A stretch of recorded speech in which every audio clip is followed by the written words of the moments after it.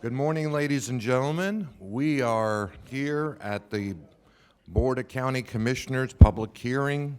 It's Thursday, September 1st, 2022, and I'm going to ask our clerk to please call the roll. Commissioner Bernard? Here. Commissioner Kerner? Here. Commissioner Marino? Here. Commissioner McKinley? Here. Commissioner Sacks? Here. Mayor Weinroth? Here. Vice Mayor Weiss? Here. Thank you. All right, you have big shoes to fill, Vice Weiss, so would you please do the invocation? Fair. Pledge of allegiance. That is not fair. Please rise if you're able. We are meeting here today to conduct matters of business for our community. Guide our hearts and our minds in the spirit of fairness.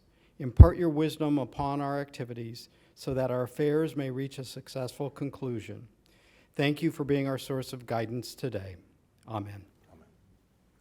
I pledge allegiance to the flag of the United States of America and to the republic for which it stands, one nation, under God, indivisible, with liberty and justice for all. Well, if you didn't see yesterday's meeting, you don't know what my allusion was to, and we'll leave it at that. Okay, do we have proof of publication, or do we use the same from yesterday? Yes, Mayor, we do. Okay, and do I need a motion to receive and file? So moved. Thank you. I have a motion by Commissioner McKinley, seconded by the Vice Weiss. All in favor, all opposed, show that is approved unanimously. Do we have any additions, deletions, or substitutions? No, Mayor, we do not. Good. Any postponements? Nope. Oh, boy, we're moving right along here. All right, can I adopt the agenda? I got a motion by the Vice Mayor, second by Commissioner Kerner. All in favor, all opposed? We are running this table here. We have another unanimous vote. Okay, let's move on to our public hearing on Amendment Round 22B2 transmittal, and we'll do the first item, 3B1, Thomas Packing Plant. All right, we'll begin with a presentation by the applicant, and then Bryce Van Horn with the Planning Division will provide the staff presentation. Thank you very much. Please identify yourself for the record, and we are here to hear. Yes, sir. Good morning. Ken Tuma with Urban Design Studio. My address is 610 Clematis Street, West Palm Beach, Florida. Here today on behalf of Toll Brothers, who have under contract the Thomas Packing Plant. And as the board will recall, about 5 or 6 years ago, I was in front of this board for this project. And the project at that time, which was approved, was a commercial project with 166,000 square feet of commercial, 24,000 square feet of medical office, and 150,000 square foot of assisted living. The request today, which I'll go through the PowerPoint in a second, is for 70 single-family homes that are wide lots of 76 feet of width by 140 feet of depth. I'm going to walk through about 4 or 5 slides. I know you've had some long hearings over the last couple days, so I'm going to keep this fairly short. So on the screen in front of you is the location of the site, the northeast corner of Clintmore Road and 441. The site today is the active packing plant of the Thomas family. The request that is in front of you today, the approval from several years ago changed the underlying land use to 2 dwelling units per acre, and then it also allowed commercial. The request that's in front of you today is a delete a condition. Back then, before you had your CLR land use, if we did an assisted living facility, we had residential density on the project. The request today is to delete a condition that restricts that to allow it to be residential. Also, the request is to go 2 dwelling units per acre over the entire site. Concurrently, there is a zoning request in that will come before you. In that concurrent zoning request, I will show you the site plan. Here's the site under the existing land use today. It's a multiple land use with residential low or LR2. And here's the site plan that was approved. The site plan on the left-hand side shows a grocery store. On the right-hand side shows an assisted living facility. In the middle is retail with a medical office. The request is to remove that. The proposal is to make the entire site LR2 or 2 dwelling units per acre and strictly residential. This is the proposed site plan. While this is not in front of you today, this is a proposed site plan that potentially, if you approve us today, we'll see in the future, potentially concurrently with the land use and the rezoning application. A couple changes on this plan you'll notice. One, on the left-hand side of the screen, we've removed an access point to 441. There's only one access point to Clintmore Boulevard. The rest, or Clintmore Road, the rest of the site is residential, single-family lots at a significant size of 76 feet wide by 140 feet of depth. The net result here is a density below 2 dwelling units per acre on the site. So the next question is, well, what's that do to the traffic? How does that impact the traffic? You can see on the screen from what was proposed, our traffic engineer has calculated, and it's been approved by Palm Beach County, the reduction's significant. Almost 90% of the daily trips and the AM and PM peak hours is pretty significant reduction. It's 74% and 74 and 88%. We have been working this project through with a neighborhood immediately to the north, which is called the Oaks. They have supported this plan. When we initially went to them, they certainly didn't support what we had the first time, but working our way through the process, we've agreed to the plan that's in front of you on the screen. We also have the West Boca Community College support of this vote that occurred in April. The conditions of approval that are on the site, we are requesting, or the staff has requested, that there would be no more than 75 units on the site. We agree with that. The second condition is a request to increase the required amount of workforce housing. The code requirement on this site would be about two workforce housing units. Toll Brothers has agreed with the condition with staff that 10% would be workforce housing or 7 units. Now, what we'd like to have changed is have the ability to have all the options that are available under the workforce housing ordinance allowed by the ULDC instead of requiring them to be built on site. So we wanted to have the opportunity to come back before you when we get to the zoning matter to pick our option and allow those options to be all the options that are allowed in the ULDC. So we would request that that be strucken out. This was approved by your planning commission on a unanimous vote. I think second time in my career I've had a unanimous vote coming out of the planning commission. So the planning commission voted unanimously to approve this, and that is my short presentation. Happy to answer any questions you have and have our whole team assembled. Thank you. When you say all options, you're not looking to buy out, are you? So no, sir, we would like to leave the buyout on the table. We're looking at that as one of the potential options. Again, we would have that discussion with you as we get to the zoning process. But so one of the things to keep in mind here, Mayor, from the workforce housing letter, the required units are 2 units.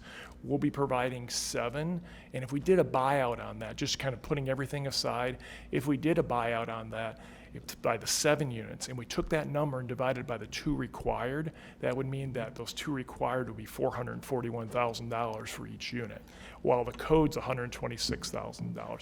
But that's That doesn't give us the units we need. understand, and we understand, and we hear you loud and clear, and we certainly would like to work on that between now and when we get in front of you for zoning, which is when we have to declare that method. What we don't think works on this site is building them on site. Well, I'm sure that the friends at the Oaks would not be happy to hear workforce housing going there, but on the other hand, you got a hard corner, and there's an opportunity to do something, and I'm sure that you and your client have looked at that. It's just not feasible. We've looked in detail about how the access points work and also kind of the valuation of how the project works, but we definitely would like to take the opportunity of coming back to you at the zoning commission to determine our choice. And we hear you loud and clear about the buyout part. At least I hear one of you, and probably 2, the way I'm looking around, maybe 3, Sure, there's more than maybe one of 4. us on that. I can count. I mean, I've been around long enough to understand this. Me 7, but understand it. But our request would not be to be required to build on site. That's our request today, and to have the opportunity to use all the other methods that are afforded under the ULDC. Commissioner Bernard, you're recognized. Thank you, Mr. Mayor. I do support at least giving the applicant the opportunity to present all of the different requirements that, when they come in front of us in zoning, so, thank you. Very good. Thank you, Commissioner. Commissioner McKinley? Yes, and as I've stated several times, Mayor, I don't understand why the Oaks would be objecting to having those earning up to $128,000 as neighbors. But Ken, my question to you would be, and it's probably something that we'll vote on when it comes back to us for the site plan, but tell me why you're not having an access off of State Road 7, because being on that hard corner, if you're accessing onto Clint Road, you're pretty close to the intersection there, so I assume you're not going to be eligible for a light. I doubt that you're going to be able to do a cut-through on the median there, so you're going to have a neighborhood that's basically a right turn only to get in and out of it. So why are we not talking about having access off of 441? Yeah, so unfortunately, I'm not sure if our traffic engineer is not, but I can answer the kind of the general answer to that is the reason why we went with one driveway. It's a gated community, has very minimal trips, being the 70 homes coming off of it, number one. Number two, there is a gate, there is a light at the Oaks entrance point, and that's what creates the gap to allow people to take that left turn movement out of there. But you're correct, there is a shopping center on the north side, or directly across, on the south side, we're on the north side. All right, well, just make sure whomever is your builder advertises that clearly. As we've seen with a lot of projects on Lake Worth Road, the residents in those neighborhoods get really upset when they can only take a Turn right one turn out way. of their neighborhood. Understand? I know one of the problems of course, north of there, they just had a fatality about 9 months ago with someone trying to make a left out of the Oaks, so I can see where we'd probably want to restrict the access onto State Road 7 there. Commissioner Sacks. I agree with my colleague, Commissioner Bernard. Let's wait and see what are all the options with regard to the housing, workforce housing. Thank you, Commissioner Sacks, and we appreciate all your effort on this one with us. Thank you. All right, Mr. Tuma, let's see what staff has to say about this. I apologize. Could you repeat that, Mayor? Do you have anything to add to? So we do have, we are available to provide a staff presentation if you all would prefer. Does anybody need a further? I think everybody feels satisfied with the presentation Mr. Tuma made. All right. Where are we? Public comment. Oh, we have a public comment card. Let's take it. We do, Mayor. We have one speaker, Mr. Jim Knight. If I missed anybody, please let the mayor know. And I'll make a motion to transmit Thomas Packing Plant 2 amendment. I have a motion by Commissioner Kerner. I have a second by Commissioner Marino. Mr. Knight? Hello Keep it again. Jim erudite. Knight, 740 Havana Drive, Boca We talking Raton, about Florida. postponements or something? Yeah, I don't think so. Anyhow, first of all, I want to go on the record. I'm not a broker involved in the property. I was not involved with GL yesterday because sometimes people say, oh, that Jim Knight's the only reason he's speaking is because he's a paid consultant or broker or whatever else. No, nothing to do with the property. I'm just hopeful that we can come up with a solution to actually deliver the workforce housing units, and even if it's off-site, just get them somewhere in the county would be a wonderful thing. I've consistently said that since we started this discussion about 5 years ago, the workforce housing, and I would just hope some consideration would be given to doing that. Thank you. Very good. All right. Yes, Mr. Tuma. May I approach? Thank you, sir. So You have approached. Now you can speak. would the board consider the change of that condition that requires the on-site component?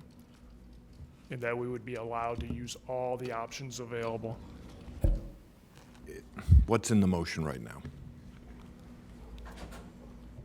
So as stated, the motion would include the conditions of approval in the staff report. So currently that says the zoning development order shall require a minimum of 10% of the total dwelling units to be built as on-site workforce housing units. So if you all wanted to amend that condition, I have a revision. if you wanna put it- Okay, so Commissioner Kerner is willing to make that amendment to his motion.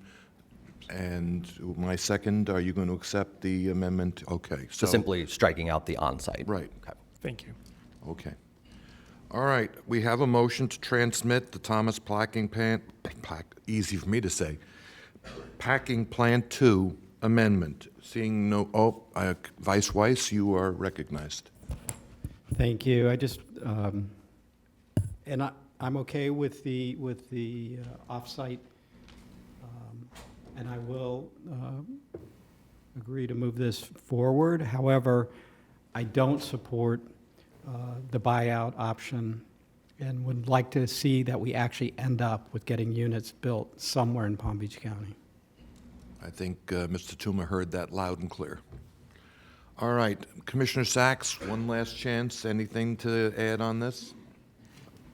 Okay, I always want to make sure our resident, I like that little wink, Mayor. hey, don't tell my wife. No, she's sitting right. Okay. All in favor? All opposed? Show that's unanimously approved. Thank you very much for the presentation, Mr. Tuma. All right, we're going to move on now to item 3B2. This is Brentwood of Wellington, and we will take the next presentation. Right, again, we'll begin with the agent's presentation. Mr. Backman, always good to see you. Thank you, Mayor, and you, and all of you. It's good to see everybody this morning. Just for the record, please identify yourself. Scott Backman, on behalf of the applicant. Here's the clicker. So there are actually a lot of similarities between the item that was just before you in some respects and the item that I'm going to be presenting on, in particular as it relates to the prior approval associated with the property as well as workforce housing discussion. Before I get into my presentation, we were briefly in front of you back in May. Your board postponed this item so we could spend a little bit more time looking at options. We've spent quite a bit of time talking to the neighbors over the course of this application. We've had conversations with them again recently over the last several weeks. I don't know that we're fully in agreement on absolutely everything, but I think everyone acknowledges that there have been a lot of concessions and changes made from the time this application started to the time we were supposed to be here in May till what's being presented before you this morning. So just as a reminder, the site that we're talking about is just over a 10-acre site. It's on the west side of State Road 7, just north of Lantana. The site itself originally had an approval on what would be the squared-off portion, about 9 acres previously, for an HR8 land use change to be built as an ALF. Again, similar to the last application, there was no CLR land use in place at the time. Also importantly for this application, the box that is closest to State Road 7, it's about an acre. It has an underlying CL land use, has a prior approval on the site for a bank with a drive-through. We are proposing as part of this request to change the land use on everything, delete the ALF condition similar to the last application, and change the CL land use to the HR8 to match what we are proposing to move forward with. Just went through that. So here are those sites that I was just referencing and the proposed change to allow the development of what will now be primarily a rental townhouse community on this particular piece of property. As you may recall previously, we were before you, and I'll share it later in my presentation, with 4 stories and 3 stories at a much higher density than what's being proposed today. So surrounding uses, compatibility, I think that's all very important. It's addressed in the staff report as well with regard to this particular property. But we are on the 441 corridor. Some brief discussion that I had with each of you and that was very briefly discussed at the last meeting relates specifically to this corridor. Obviously, this is an infill site. It had a prior approval on it, as I mentioned, and it's very consistent with what's in and around the area. It's a lot of heavy commercial uses. There's some industrial use a little bit to the south. Obviously, there is single-family residential up and down on both the east and the west sides of the 441 corridor as well. And by proposing now before you what will effectively be mostly townhouse community, I think it really provides that good transition. The staff report acknowledges that as well. And so ultimately, that is what we are requesting the commission to approve this morning. Again, I keep getting ahead of myself. In terms of compatibility, the site itself already has quite a bit of natural buffer. The 2 communities that we've been spending the majority of our time talking to are Fieldstone to the north and Thoroughbred, which is to the south and to the west. You can obviously see on the north side, those are existing natural buffers. On the north side, that first green strip, existing 50-foot wide preserve, is actually owned by Thoroughbred Lakes. It's not something we own, have control over. It is their property. It is their buffer. We went out and surveyed that, and there are trees within that buffer that are as high as 60 and 70 feet. It is a very lush, substantial buffer that we will not be touching. And then obviously you can see the additional buffering adjacent to it. The two 20-foot wide buffers also have existing natural vegetation within them. They are not on our property. They are part of Thoroughbred. They will remain, and obviously you can see the lake to the west. One of the things that we are in the process of doing, and very important for the commission to understand, my client is mostly an apartment developer, a for-rent apartment developer. He has built and developed, and you all have approved multiple developments for this particular developer in and around the county, north, central, and south. They've put hundreds of workforce housing units into the market as it exists today. There is still one more that you all approved a couple of years ago that will be built in the central part of the county. Not really a townhouse developer. And so we were intending on moving our zoning application forward concurrently, and we will be prior to you all adopting this land use plan amendment, but we had to go out, bring our architect in, design an entirely new product, entirely new elevations, entirely new floor plans. And so our site plan's still in design. We don't have one that's been submitted. There's nothing pending concurrently in zoning as it relates to the application that we are talking about here, but we're trying to figure out what the site plan will look like. I personally have had conversations over the earlier part of this week with some residents representing the adjacent communities, and have committed and acknowledged that this morning I would acknowledge on the record that we are going to continue to talk to them, work with them throughout the site planning and zoning process, and ensure in particular that we pay attention to our buffer on the south. That is where the closest homes will be. Again, they will be adjacent to 2-story townhomes now, not 3- or 4-story apartments. So it's a little bit different. Obviously, when the site shrinks down, it spreads out a little bit. But we are going to continue working with the neighbors and give them some input in terms of what the buffering looks like. We're not sure. A berm, a wall, fencing, additional landscaping. I had a conversation last night with the neighbors about trying to preserve some of the natural vegetation that's there on our site. That becomes difficult coordinating our way through and the process at the county, but I did want to make that representation for you all so that you understood that. I had mentioned previously, and there is one thing I want to touch on here. We have had multiple community meetings. These are just the meetings that we've had. Most of them have been via Zoom, obviously with the pandemic, especially late last year and earlier this year. Multiple phone calls with 1 or 2 individuals that are kind of speaking for the community as well. And I want to point the board's attention to the April 20th and 21st on-site meetings. One of the big issues before we were coming forward to you in May was our use, and I'm going to go back for a second, was our use of the intersection at Cypress Lakes Drive. We had talked about a signal. The issue and concern is how it operates today, and if we're approved, the addition of what would be multiple U-turns coming from the north, U-turning to come back south and work into our property. And that was a very significant concern. We were open to the signal. I don't think the county or FDOT were going to warrant a signal, considering there's not a lot of cross traffic at that intersection other than from the communities.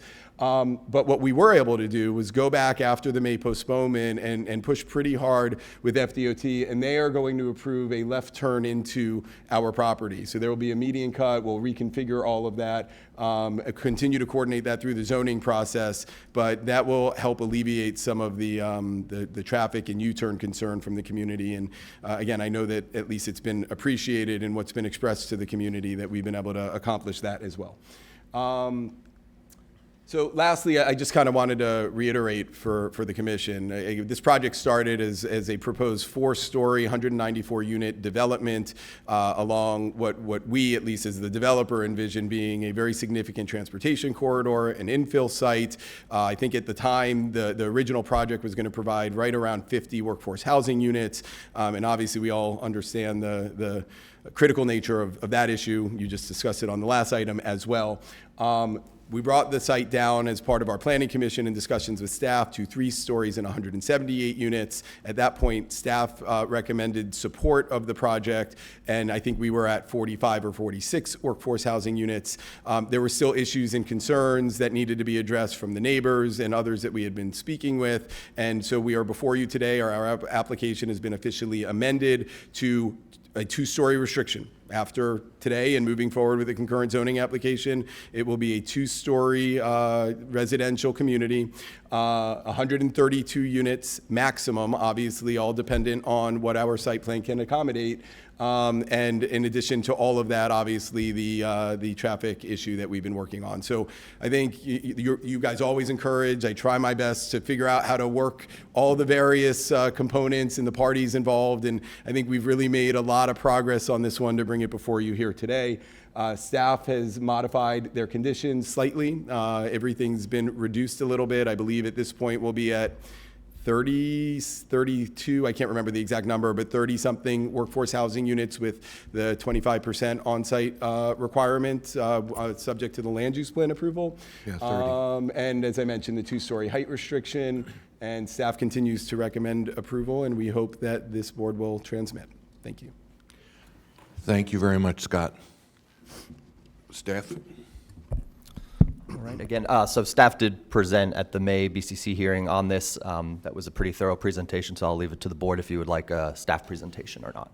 Just some clarification on the traffic issue, and then Commissioner McKinley wants to speak. Again, we had some concerns about that left turn. We're satisfied that this is going to address some of the neighbors' concerns about people going up to that intersection, and I'll let Quasi jump in on that topic. Yeah, we haven't seen that site plan with the FDOT allowing them to make a direct left turn in from State Route 7, so we have to evaluate that. This is the first time I'm hearing that the FDOT has allowed them to allow a left turn in. I'm assuming that would be an State Route 7. unprotected left turn. Correct. Yeah, okay. Commissioner McKinley? Yeah, thank you. I think part of that left turn was part of my agenda review. Just a quick question on the agenda item, that we approved our agenda today. When you highlight the Planning Commission's decision, that was based on the old application, correct? That is correct, Commissioner Wright. So that was the Scott Backman's presentation had the higher figure. That's what the Planning Commission saw and voted on. In the future, can you guys give some consideration when you publish agendas like these that have a Planning Commission recommendation that's based on an application slightly different than what's before us, with like maybe an asterisk and a little notation to that effect? To make it clear, It's a absolutely. little misleading. Absolutely. Okay, thank you. And then I guess the last question is, when they come, if this is transmitted today, when it comes back for approval, they are going to run a concurrent zoning application that would include the site plan with it? Yes, that's a condition of approval included. Okay. Commissioner McKinley makes a valid point. I'm wondering, is there a point in even having a report like this when the project's gone from 4 stories to 2 stories and is reduced so dramatically?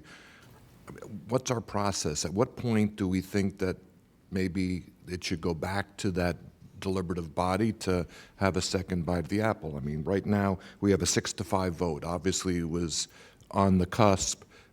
This particular plan that we have before us today might have had a whole different recommendation. Correct. So the way we've handled these are, so if a application's withdrawn and resubmitted, then yes, it goes back to Planning Commission. If they modify and are seeking a different future land use designation, then we would bring it back to Planning Commission.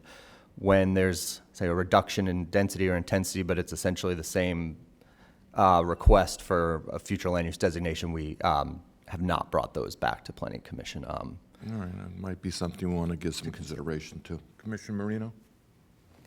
Thank you. I guess this is a question for Mr. Bachman. Do you have written documentation of the information from FDOT? And can you supply that to us? Yeah, I believe that we do. Our traffic engineer, Juan Ortega, who unfortunately couldn't be here this morning, has been coordinating. It was approved at a August 8th variance committee meeting, so it's got to be in writing. We're certainly happy to provide that to staff, yes. Thank you. All right. Anybody want anything else as far as a presentation from staff? Yes? No? Okay. All right. We have cards, and I'd like to hear from Barbara Roth first. Ms. Roth? Well, I want to hear from her anyway. Come on up. I You don't see wanted a- 3.5 minutes, so I'm going to give you time you didn't even ask for. 3.5 minutes on both? No, no, no, no, no. You're getting one Thank without you. even I- a timer I because appreciate- I invited you up. Thank you, and nice to see you all again since yesterday. I had not put in a card for this, but as a planning commissioner, I'm sitting there shaking my head, yes. Commissioner McKinley, your point is a valid one. That vote at planning on this issue, Brentwood, was close because we were concerned with the density, the height, the privacy to the neighbors, all of that. So it's a very good point. And what I'm going to stress now, and when I have my hopefully 3 minutes or whatever on Villages of Windsor, is that this particular developer and the developer's agents and representatives have worked cooperatively with those neighbors to bring the density down on a major arterial road, State Road 7, and to bring the height down, making it a much more acceptable project. It is exactly that same developer who worked with the Villages of Windsor communities on the northwest corner of 40 acres, and I'll be addressing that on item 3B3. But it is the issue of being reasonable, working back and forth, listening to the neighbors, and then making adjustments. So, Mayor, I can't thank you enough for this additional little bit of time, and I'll see you all in a few minutes. We'll see you, and I'm going to Thank ask you. you, Barbara, if you wouldn't mind, fill out a card just to document card on the conversation. Okay, Commissioner, give us the people who actually have asked to speak. Thank you, Mayor. We'll start with Jason Bevo, followed by Suzanne Cabrera, and then Suzanne Goldberg. Actually, I apologize. It's actually Bureau. Did you say Bureau or Bevo? It's probably my said- handwriting. It's I probably said Bevo terrible. for sure. That's my handwriting. I apologize. Good morning, Commissioners. For the record, Jason Bureau from Fieldstone. I'm here representing Thoroughbred Lakes Estates and Fieldstone. We've all had the opportunity to speak several Zooms. I certainly appreciate the time. I just want for the record to know that we really, on this iteration, started talking on the 17th about specifics of this new plan. So I had a couple conversations with Scott this week.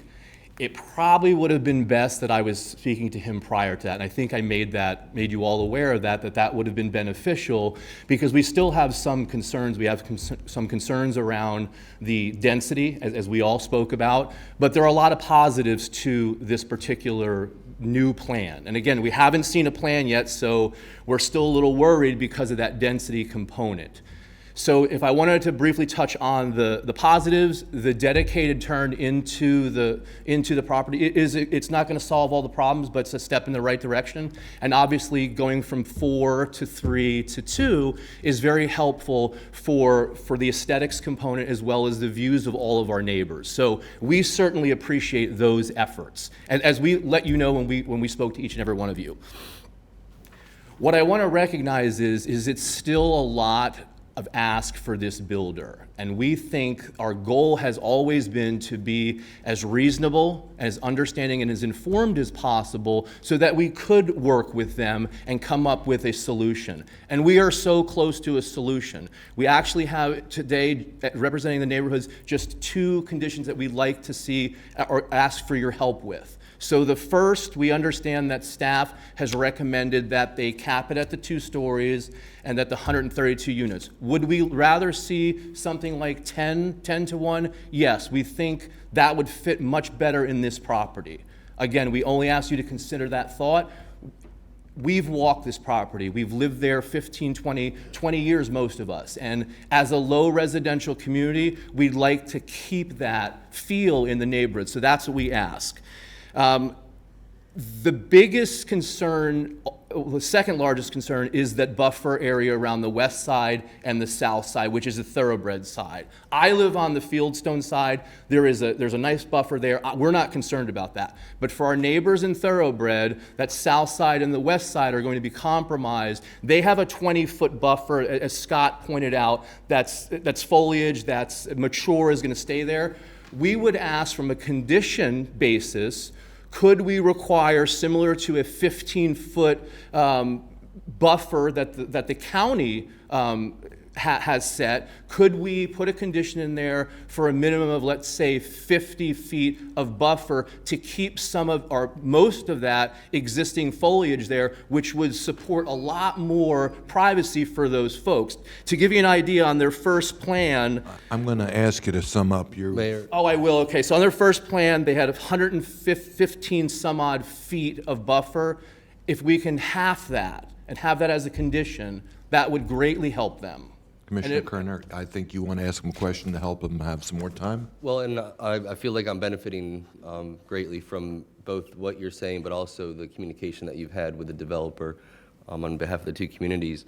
Have you spoken with the developer or the agent about the effects of this increased buffer, or is it something that they haven't had a chance to process yet?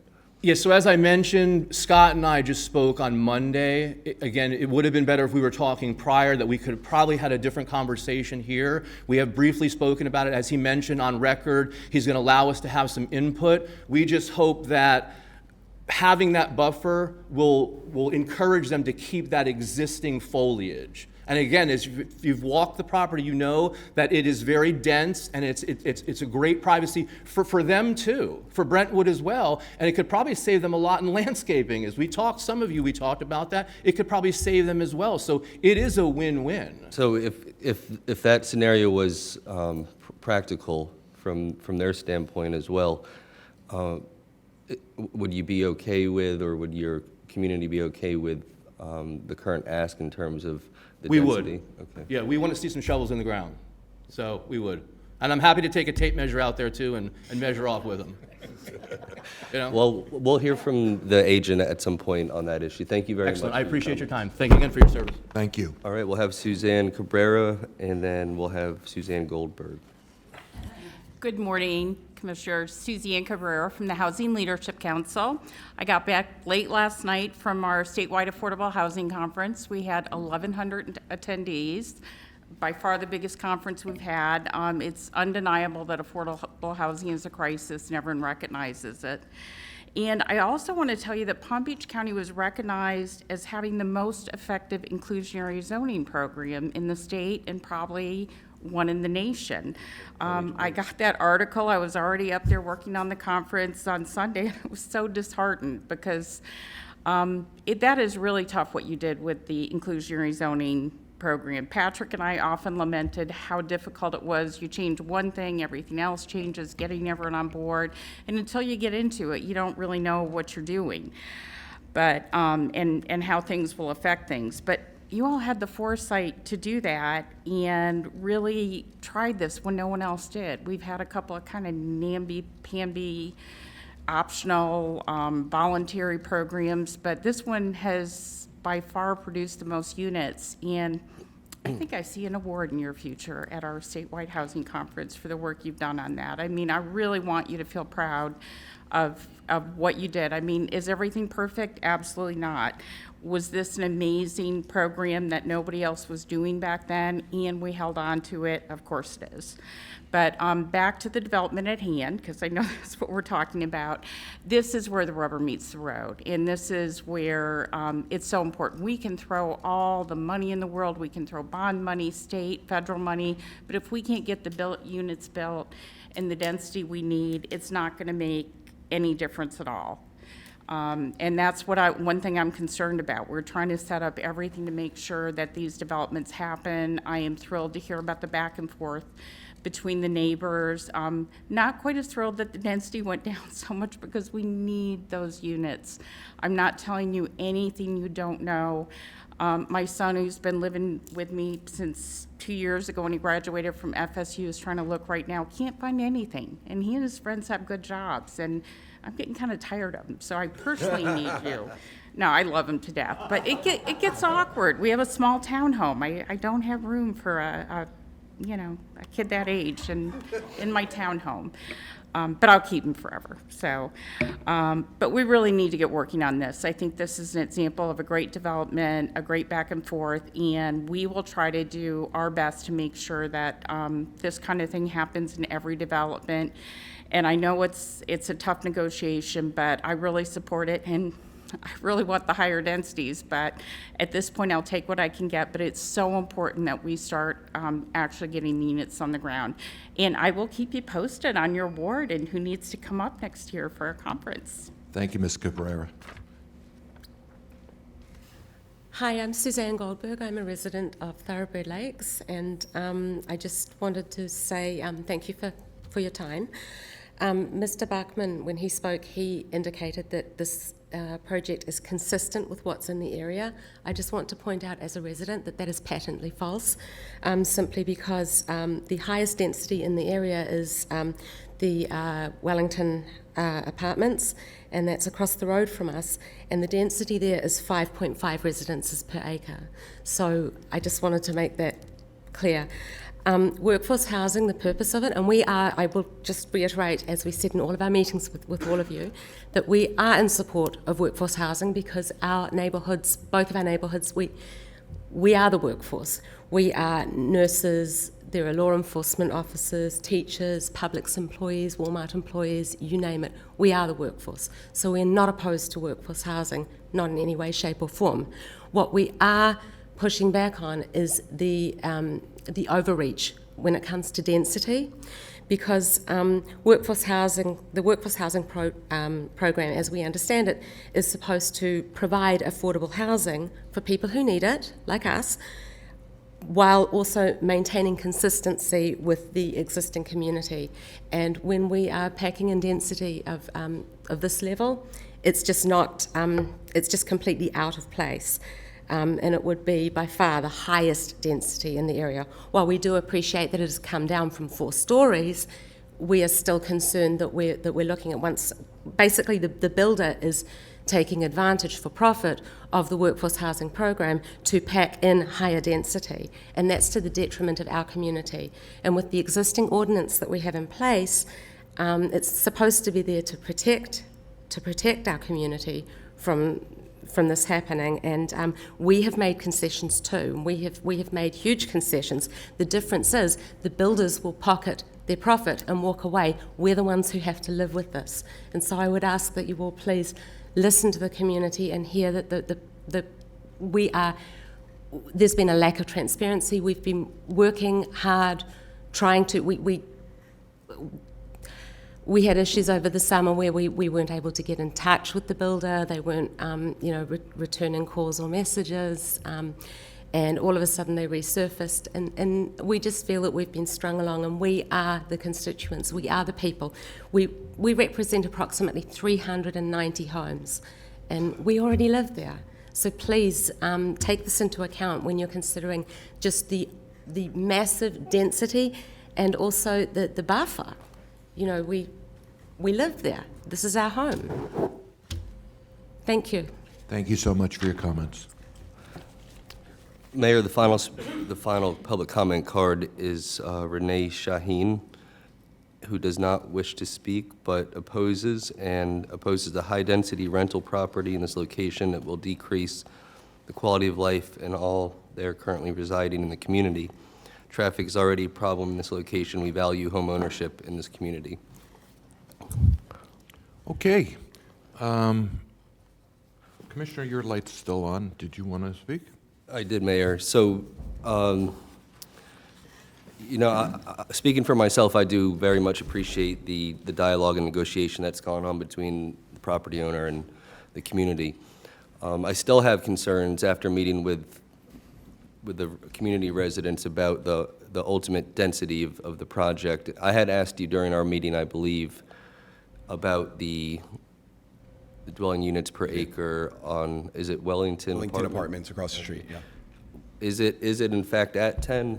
No, so the density there, it's an interesting project, and when it was approved, I believe it's mostly affordable and workforce housing. It's on 30 some odd acres, 200 and something units. So the density is, as I think was represented, at about 5.5 or so, based on the way it was originally designed and approved. Okay. So just very different property, developed at a different time on a very large piece of land. Sure. I don't know, well, I guess it is somewhat relevant to me personally, whether it's rental or home ownership during the land use portion, if we're going to increase. What's the hesitation to embrace fee simple units? Yeah, so obviously that's not what this developer does. I think first and foremost, they're apartment developers. We started this out as an apartment project. As you all know, I represent developers that sell homes, and townhomes typically fall within their bailiwick, and I represent a lot of large apartment developers. Something that's becoming very popular given the housing crisis that we're facing here are rental townhomes. And so in all of the discussions that we've been having and the various changes that we've been making here, my clients going in a little bit of a different direction from a business standpoint and operationally, and proposing rental townhomes, two-story townhomes adjacent to single family. Obviously, there was discussion about the compatibility and everything else. So I think, Commissioner, to answer your question specifically, that would be basically my client would sell the property and someone else might develop it, and that's not the circumstance or position we look to find ourselves in here. This is obviously a piece of property that my client's looking to develop and rent and continue to process and own and hold as part of his development portfolio. Thank you. Okay. Before I recognize Commissioner McKinley, I think a lot has been done on this project since the first time it came to us. We balance here, and I understand we're making a lot of effort to make this compatible with the property owners adjacent, and I think a lot has been done. This has been reduced by better than 30% since the day it came into us, and obviously, from a 4-story to a 3-story to a 2-story, this is dramatically different than the initial presentation. Unfortunately, the result of this is that we've almost halved the number, more than halved, the number of workforce housing opportunities here. We've gone from 82 to 30. And this county has a desperate need for workforce housing. And so I think that, I have no objection to, and I know the word taking advantage of the ordinance is said in a negative fashion, but I think that we want our developers to take advantage of this opportunity so that they will put more workforce housing up.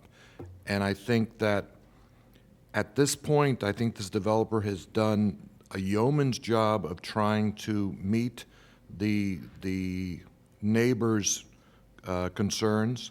I think that Mr. Backman has made representations that there will be additional conversations, and that southern boundary, they will be very sensitive to it and work towards the buffers that are being requested. And I'm sure you heard the comments with respect to the western buffer to see how that can be also accommodated. But I am very favorably inclined with respect to this application today. I think the developer has done a great job. And again, I'm disappointed that we've had to lose some of the opportunity for additional units of workforce housing.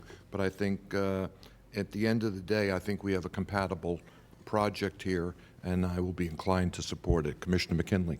Yeah, thank you, Mayor. And I think we all want to see more workforce housing units built, but I think the positive on this is we're getting 30-something workforce housing units that we don't currently have. And any step forward is a step in the positive direction. And I want to thank the residents. I went out and met with them and have had conversations with them by Zoom as well. They spoke loud and clear, and we were all in agreement that 4 stories was too much on the west side of 441.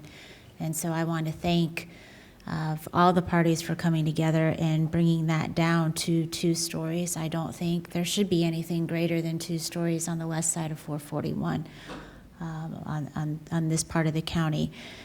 We have had that reduction from 194 to 132, and I think that that's a positive. Is it everything that the community wants? No. But we are faced with conditions in this county where we've got to find a balance. And I do have a question for staff. The neighbors have requested including language on the story cap and the number of units cap. Is it appropriate in this transmittal to include that, or is that something that we should do when it comes back to us with the site plan? So we do have, as the included conditions of approval, we modified it at the May hearing. We had 3 stories. Now we've stricken that and have 2 stories as a condition of approval, as well as the reduced unit count of 132. So those are included as conditions of approval in Okay. what is being transmitted. Okay, well, that's good. The buffer conversation is one that we can have with the site plan. and the Correct, zoning because this will be meeting. coming back concurrently with the zoning application for adoption, if transmitted. Okay, and I feel that there's a pretty good level of conversation finally happening between the affected communities and the applicant. And I would strongly encourage that those continue to take place, or this could be an entirely different conversation come the end of October. All we are doing today is transmitting, which means we are sending it up to the state for review, for them to review the impacts of this change on their overall infrastructure. So I feel comfortable transmitting today and letting those conversations continue until the end of October. Commissioner Kerner's comment, I too, the whole homeownership is a great idea, and I think it's one that we should aspire to, but I can tell you that I went and looked at a house this weekend. Finally, I'd like to, after going through a divorce and rebuilding myself, and finally in a position where I would like to actually purchase something and not rent. And it's not the actual cost of the house and the mortgage that is prohibitive from home ownership. It's the cost of the property insurance. And when you combine the property insurance with the property taxes, you're adding anywhere from $1,500 to $2,000 per month in additional costs, depending on where you're looking to buy a house. And so some of these factors are out of our control no matter what we do. But in the meantime, I had a constituent today, he reached out to us a few days ago, who his lease was not renewed and terminated, and he has to leave his apartment today, and he can't find a rental. So I think in the meantime, while the legislature tries to figure out the property insurance crisis in this state, we have to build whatever units we can to be able to house our workforce. So I'm going to go ahead to motion to transmit the Brentwood of Wellington amendment. I have a motion by Commissioner McKinley, seconded by the Vice Mayor. Commissioner Marino, you're recognized. Thank you. I just want to say that I know there's always concern about a rental community being put in the middle of a residential community and the fear of the value of your homes. That has not bared out to be true. The Lennox property in the north end of the county, it was the same discussion, and quite frankly, all the homes that are surrounding the Lennox property have all gone up in value. So I hope that is not a concern of yours going forward. Thank you. Thank you, Commissioner Marino. Seeing no further discussion, I'm going to call a vote. All in favor? All opposed? Show that it's being approved unanimously, 7-0. Thank you, everybody. All right, we're going to move on now to item 3B3. This is the Village of Windsor Southeast Residential. And Ms. Morton, you are recognized. Please identify yourself for the record. Good morning. My name is Jennifer Morton with J. Morton Planning and Landscape Architecture. And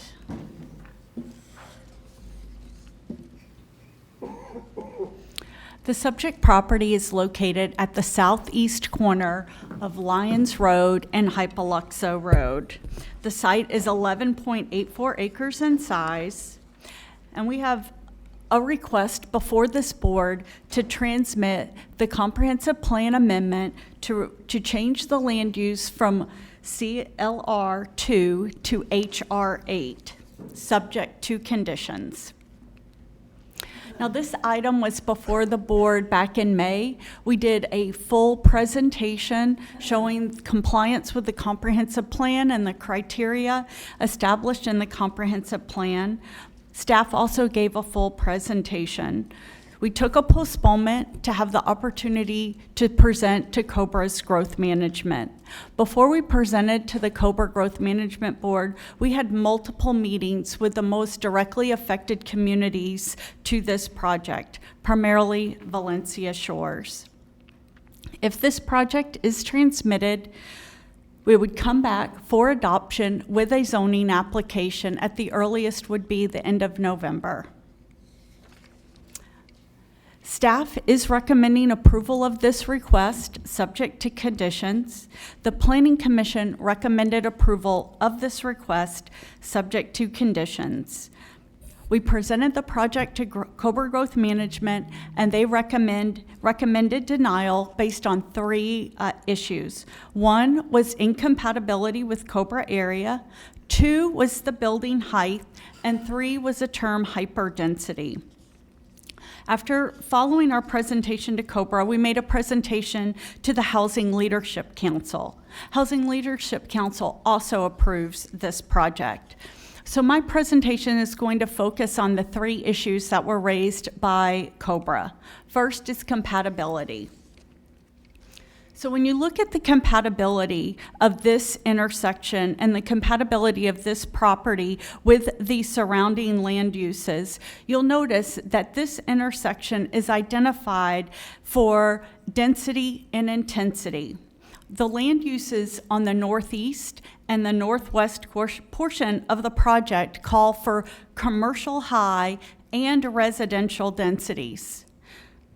We have an MLU with CH5, another MLU with CH2. The property to the west of the subject site also has an HR8 land use to provide for a congregate living facility. We are requesting HR8 as our land use. Then if you look at the uses that have been constructed or are approved for this corridor, you will see that we have a Publix-anchored shopping center located directly across the street with inline retail, bank out parcel, and professional offices.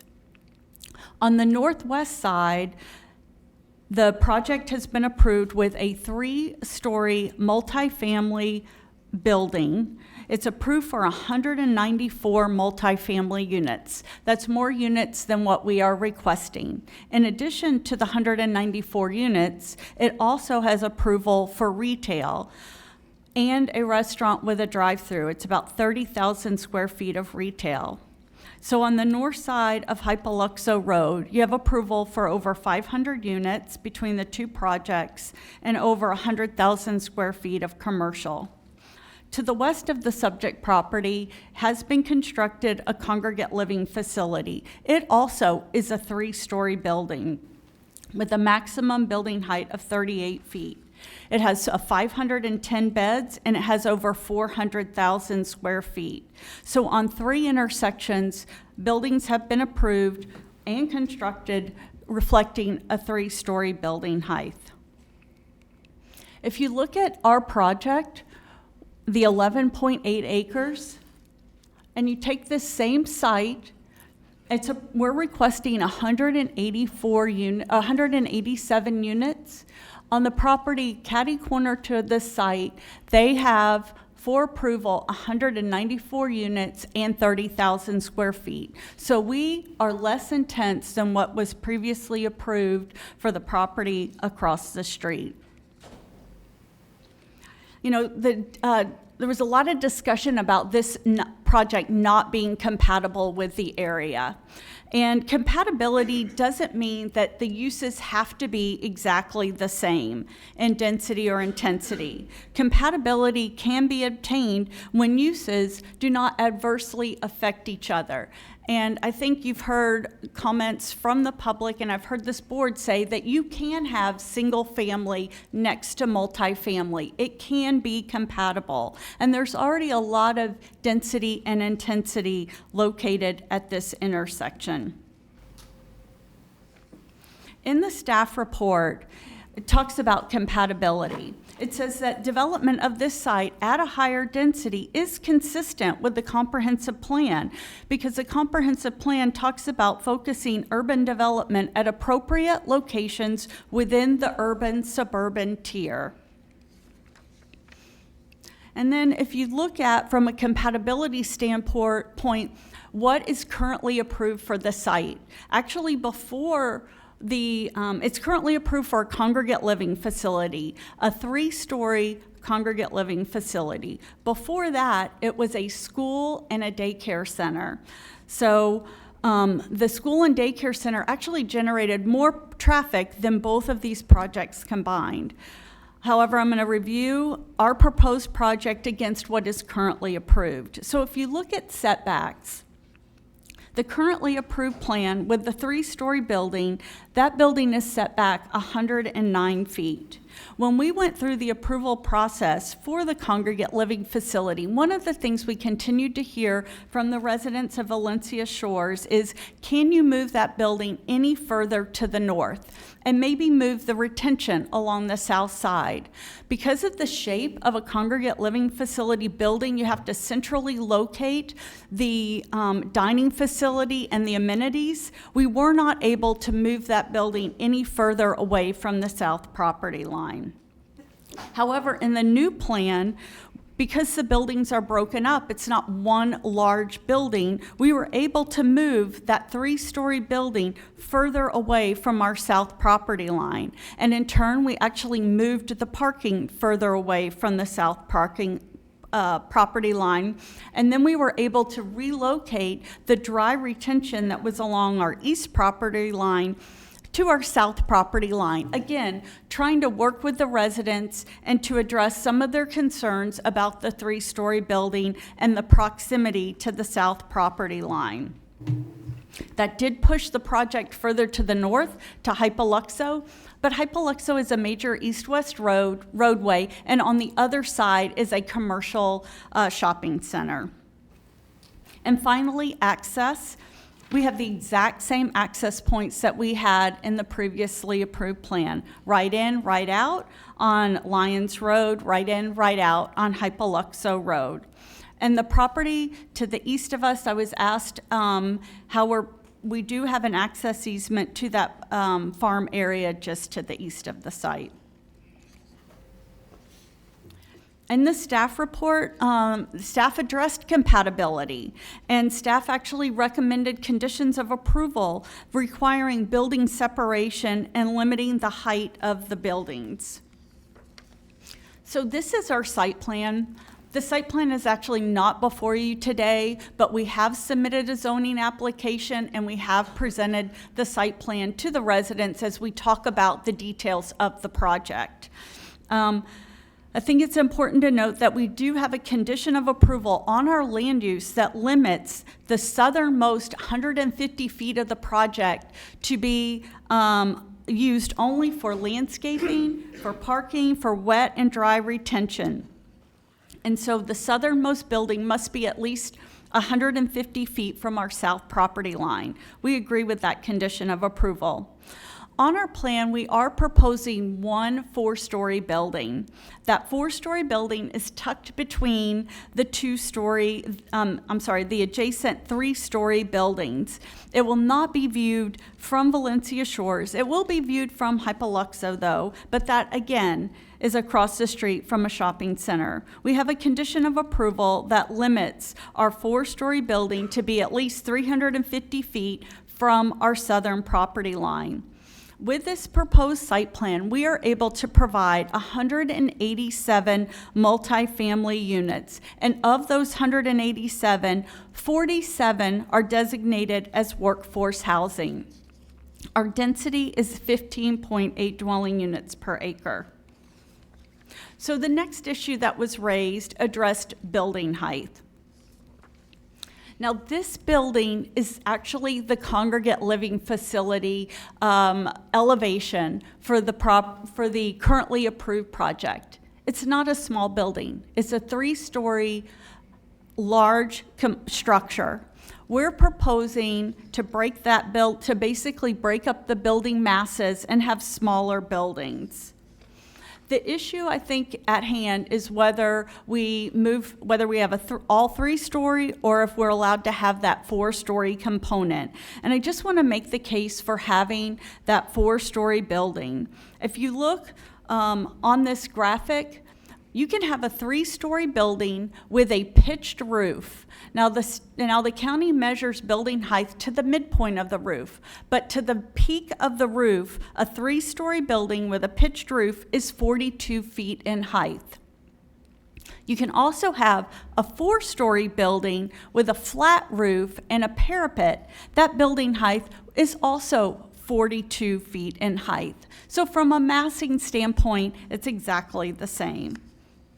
And really, the reality is that a lot of these multifamily projects that are going to be coming online are 4 stories. And there's nothing unattractive about a 4-story building. You have Uptown at Boca that actually has 4- and 5-story buildings, very attractive. Reserve at Atlantic, 4-story buildings. Alton up in Palm Beach Gardens, 4-story buildings. The nice thing about a 4-story building is they require elevators. They tend to be perceived as a nicer product with that elevator. Our client did commit to the community to do elevators in all the buildings, both the 3-story and the 4-story. And the last issue that was raised was reference that this project is hyper-density. And one of the reasons why it was identified as hyperdensity is because if you look at the site, it is oddly configured because of the way Hypoluxo was designed. And so there's a portion of the site that's long and narrow. We've heard that that Cobra wanted to calculate the density excluding that strip of land. Well, that just isn't the way the county calculates density, and it actually wouldn't be fair to the property owner. The property owner pays taxes on that land, and we're utilizing that land for drainage and water retention. In fact, the definition in the zoning code for density is that it's calculated based on the ratio of the number of dwelling units per acre of land. So our land area includes that acreage.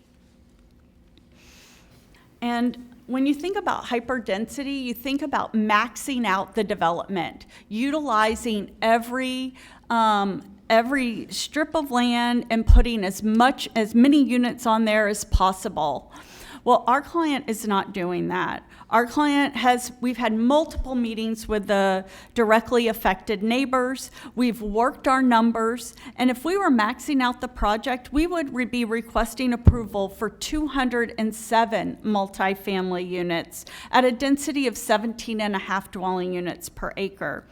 We are not. We are requesting approval for 187 units, and that's a density of 15.8 units per acre. You've heard comments that we need housing. We need units to be developed in Palm Beach County. We went to the county website and got a list of all the county workforce housing projects that provide for multifamily housing. There are 981 multifamily units approved for workforce housing.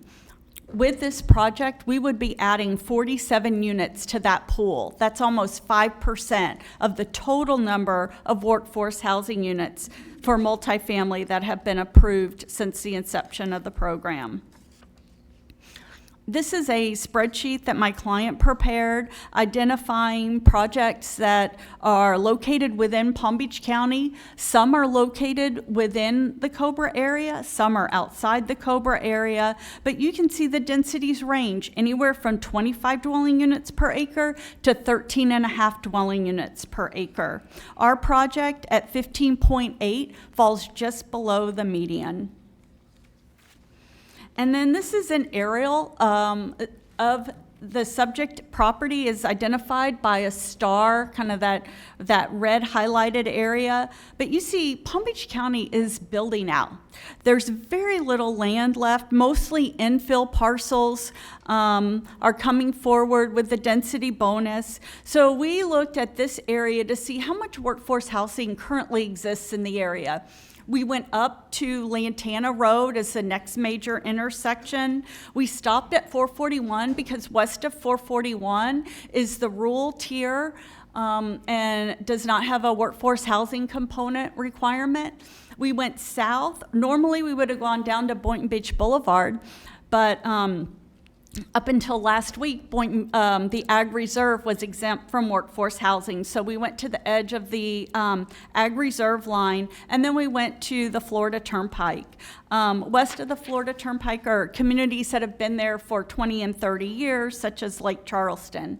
So if you look at this area, you can see we've identified all the communities that have been approved within this. The diameter is about 3 miles north-south and about 2 miles east-west. These projects do not have workforce housing. No workforce housing in Bellagio, no workforce housing in Laguna, no workforce housing in Sherbrooke, no workforce housing in Bellagio, Isabella, Verona, Venetian Isles. They were all approved before the mandatory workforce housing program. There were 2 projects that were approved during the mandatory workforce housing program.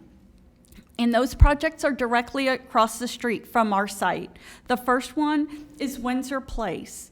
Windsor Place is building 21 workforce housing units on site. 54 are being built off site. Town Commons is building or has built 10 workforce housing units on site. 4 are off site. So between those 2 projects, which have over 500 units, they're providing 31 workforce housing units. Our project, we're proposing 187 units, and we're providing 47 workforce housing units, more units than what are being provided by both projects across the street. You know, this site really is the ideal location for Palm Beach County's density bonus programs. We are within the urban-suburban tier. We're east of State Road 7. We're located not just on one major roadway, but 2 major roadways. We're one of the, I would venture to say, one of the last undeveloped hard corners left in Palm Beach County. There are jobs and employment opportunities in close proximity. In fact, a Palm Beach County fire station is located just to the east of the site. We need workforce housing. We need multifamily. The demand for multifamily continues to grow as rents continue to escalate, and we've heard story after story of people having to move out of the area because they cannot afford housing.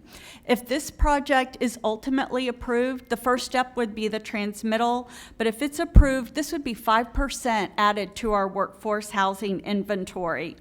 We cannot reduce the density. 187 units is the minimum needed to support the site's on-site staffing and the high-end amenities being proposed.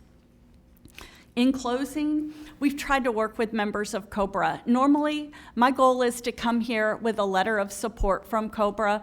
We've had multiple meetings with Valencia, and unfortunately, this is one of the few projects we've been unable to do that.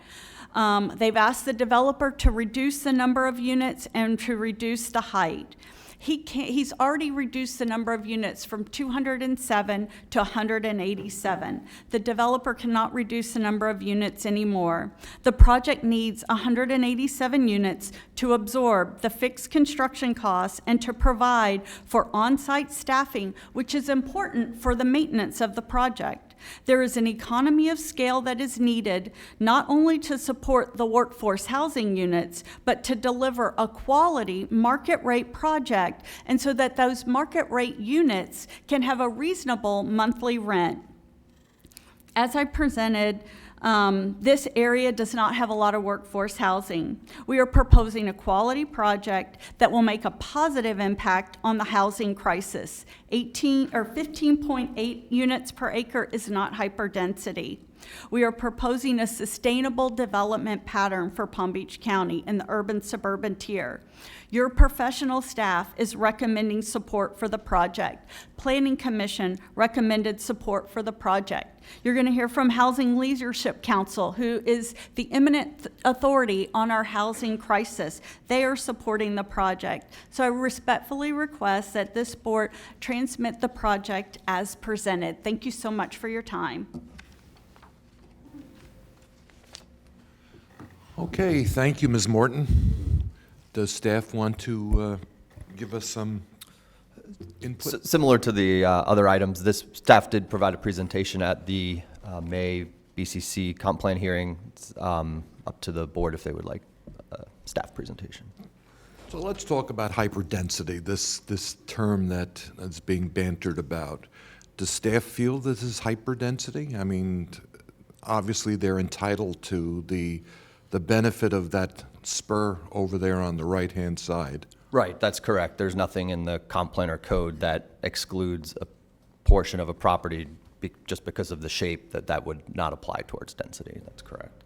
And it is again, the comprehensive plan states that, you know, the intent is for about 90% of the county's population to be contained within the urban-suburban tier. This is a future land use designation available within the tier, and they're utilizing density bonus programs that are, again, available within the urban-suburban tier. And do you accept the representation made by Ms. Morton that the line of sight would block the view for the adjacent homeowners with respect to the four-story building? Yeah, and the reason we framed the condition the way we did is, the conditions the way we did, essentially the three-story buildings are the ones to the east, to the west, and to the south, and then that four-story building essentially almost wrapped by that the three-story buildings closer to Hypoluxo, and with the distance from the surrounding single-family neighborhoods, felt that was appropriate. All right, very good. Commissioner Kerner, you're recognized. Thank you, Mayor. Theoretically, how much authority does this board have to increase the amount of workforce housing units required on a site like this with a land use application? Sure. You have full legislative ability with regard to the percentage of workforce housing. For when there's a future land use amendment for multifamily projects like this, staff recommends 25% on site, but that's the decision of the board. And what are they currently at in this application? 25. Yeah, the condition of approval is 25% and on site. Okay, thank you. Commissioner Sachs. Thank you. And Kevin, the workforce housing would be compatible with all the other rental units or units there? It's Yes. not going to be separate, but it'll be part of what all the other units look like? That's correct. And would there be mandatory elevators in the third stories as well as the four? I think Yes, Ms. I Morton see. has I see represented Ms. they are Morton is going to saying do yes. that. Yeah. That's important for me. Is that correct, Ms. Morton, that it would be elevators on 3 stories as well as 4? We offered that to the residents, and we are committed to doing the elevators in all 3 and 4-story buildings. All right, thank you. Vice Weiss. Thank you, Mayor. Question, and this may, Ms. Morton may need to answer this. Do you know the distance between on the, that would be the south side, from your buildings or where you're proposing the buildings to be, the total distance to the homes to the south of you? You showed the distance from your property line, but I noticed it looked like there was a canal, some kind of another buffer potentially, and then, can you, do you have that information? Guesstimate, if I can, so, let me keep going. You want me to control it, or, okay. Okay, so from our south property line to our building, it's about 173 feet. Plus, you have the Lake Worth Drainage District Canal, so I'm guessing that would be another maybe 75 feet, plus their buffer, which is probably 20 feet, I'm guessing. Plus, then to the house, they probably have a 10-foot rear setback. So, 275, probably 275 or maybe 300 feet, somewhere around there. Thank you. Okay, we're going to take public comment and then have some more discussion. All right, Mayor, first up, we have Suzanne Cabrera, then Jim Knight, followed by Barbara Roth.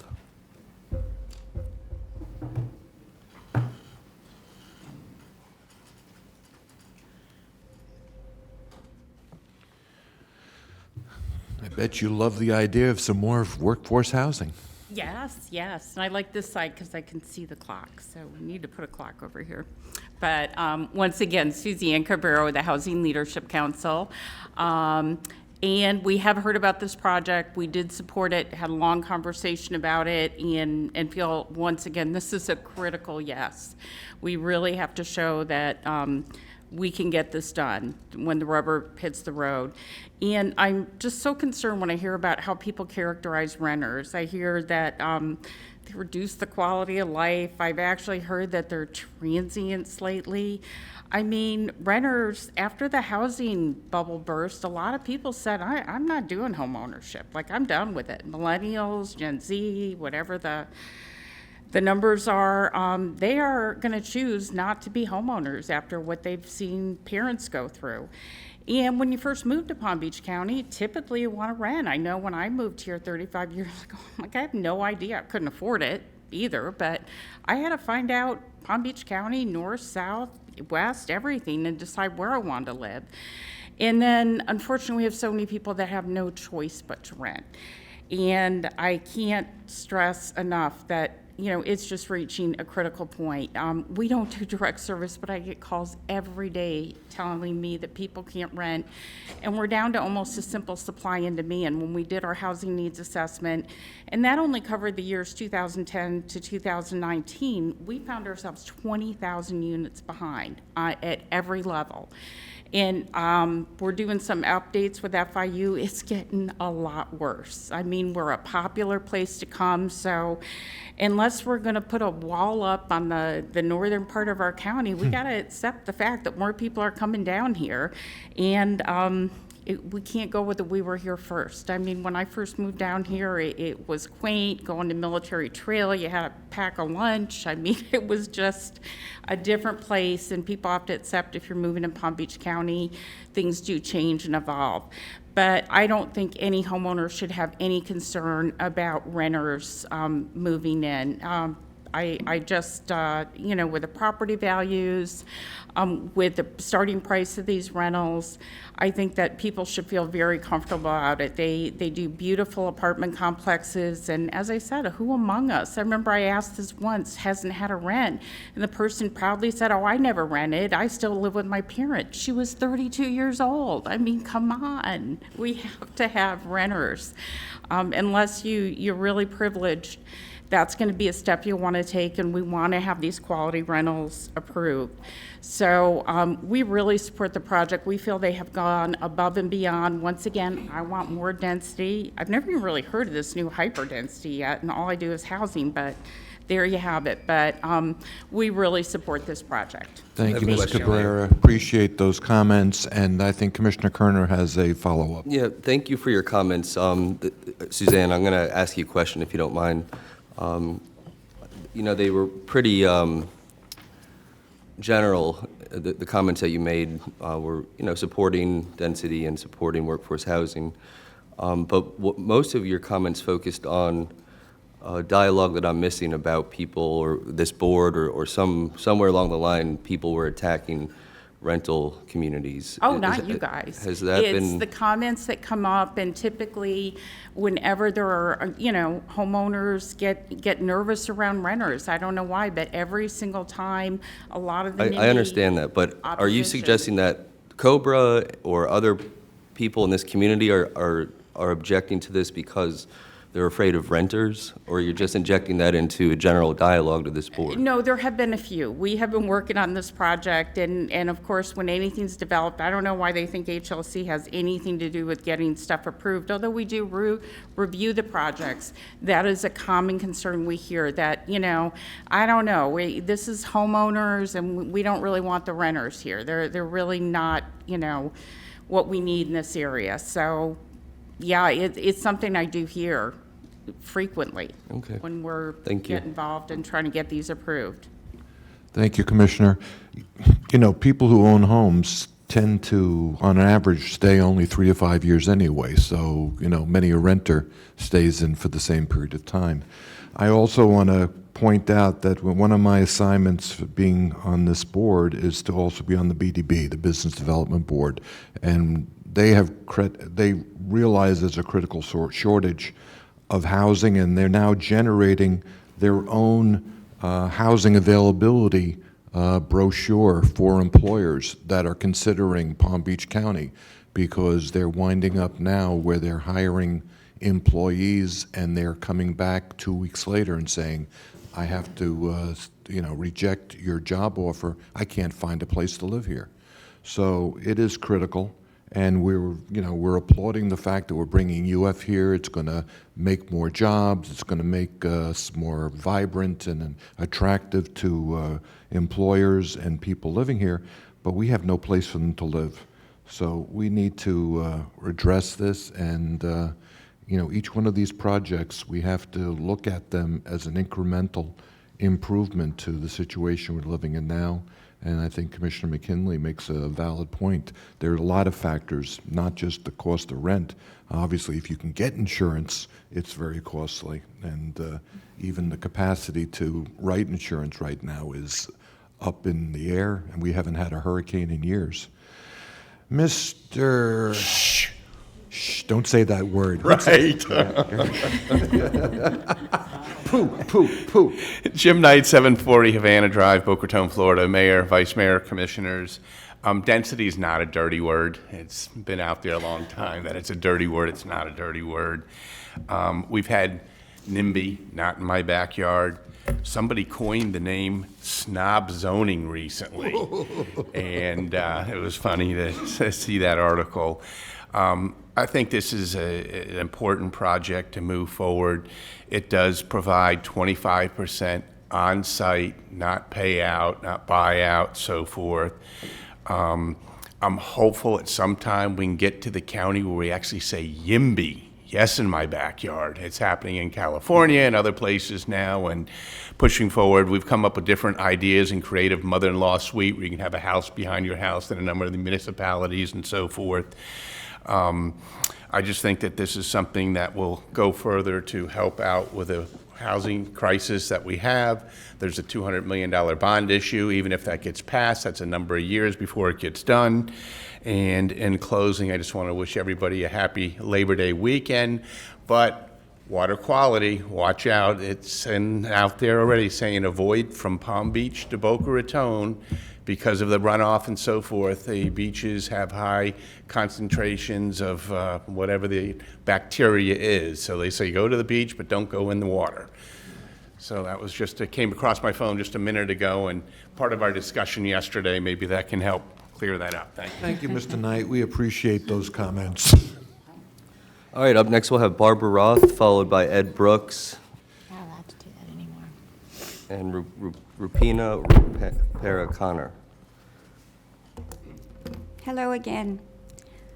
I had to get up from my seat, Mayor, Vice Mayor, Commissioners. For any of you who know me and know my work, not just in this county, but perhaps what I did prior, some of you may know, I am so offended by being characterized by being a NIMBY or being against workforce housing or density. For the 19-plus years I've lived in the area of the Villages of Windsor, I have advocated for increased density and uses at that intersection. I've educated my neighbors, often suffering some derision, and the other communities. I have tried to educate them to the need for higher density at the intersection of Hypoluxo and Lyons Road.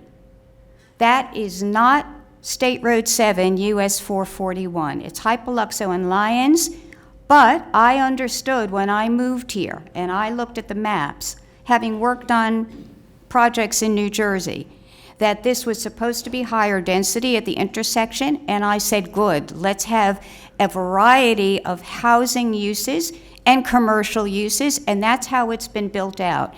One of the first times I came and advocated in front of this body was with the late Bert Aronson sitting there, Jess Santa Maria, and it was a successful advocacy. And I said, you know what? This Board of County Commissioners in Palm Beach County is going to be receptive. So if I might ask for an extra minute or two, the history of the Villages of Windsor. We knew that it would always be denser. I knew that it would always be denser, and I advocated for that. Before the pandemic, we had negotiated with the northwest corner, which is the largest acreage, 40 acres. Ironically, that agent and developer have left, but it's the same developer as Brentwood on 441. That agent, that developer, has been reasonable in bringing down density on 441. All COBRA is asking, and what the neighbors are asking is, yeah, we welcome rental properties. We're going to have it as part of that 40 acres.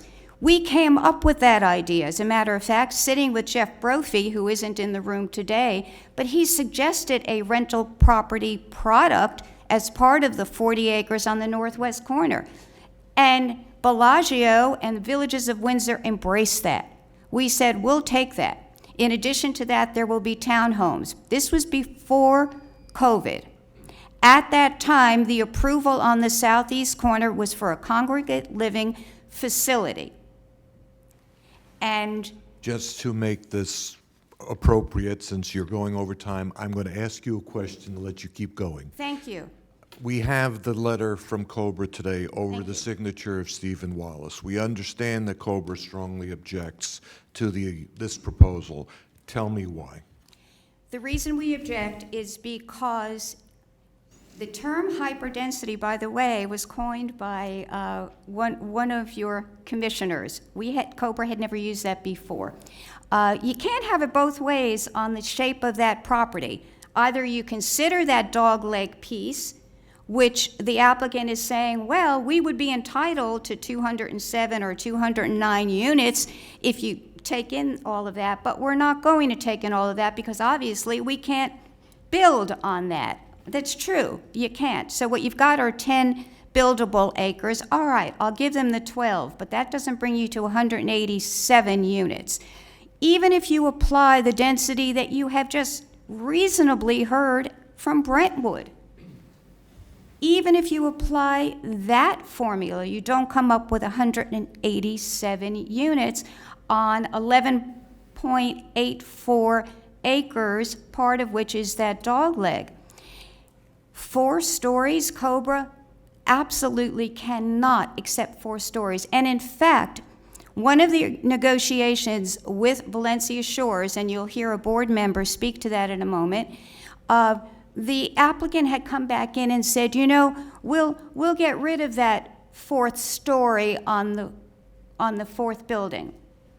And they thought that was it. And then in a Let me ask you a question, Barbara, since I've yes, given you this you extra time. have to ask me a question. Yeah.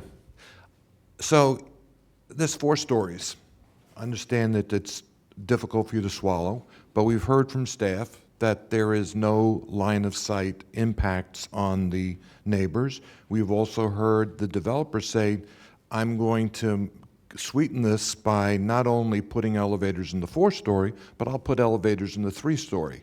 You don't see that as a way of making this less of a issue for Cobra or for yourself?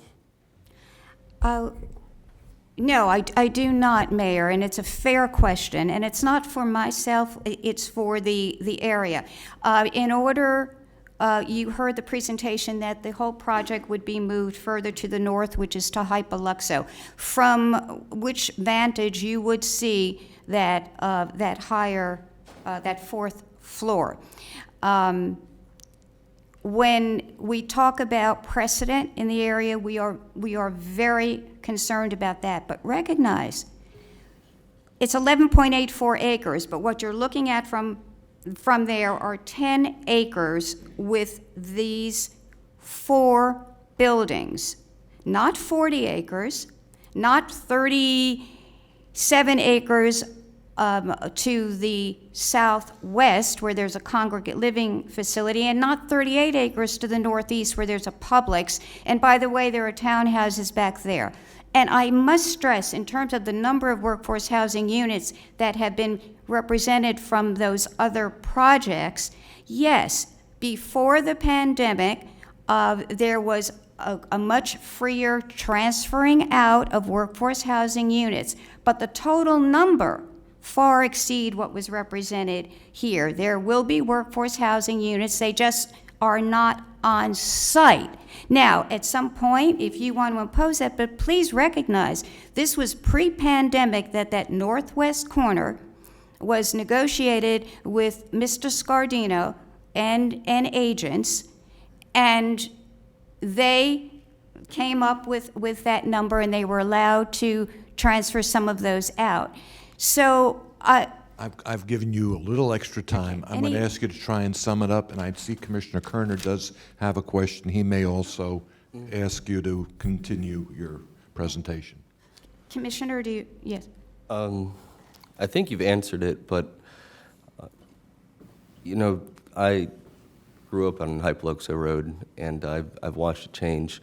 But at that corner, I mean, and I'll talk more about this once public comment's over, the amount of density in this area it's hyper. Maybe I was the one that came up with hyperdensity because, you know, I've lived Commissioner, you were. for 39 years. I've lived this this change, and that's, you know, it is what it is.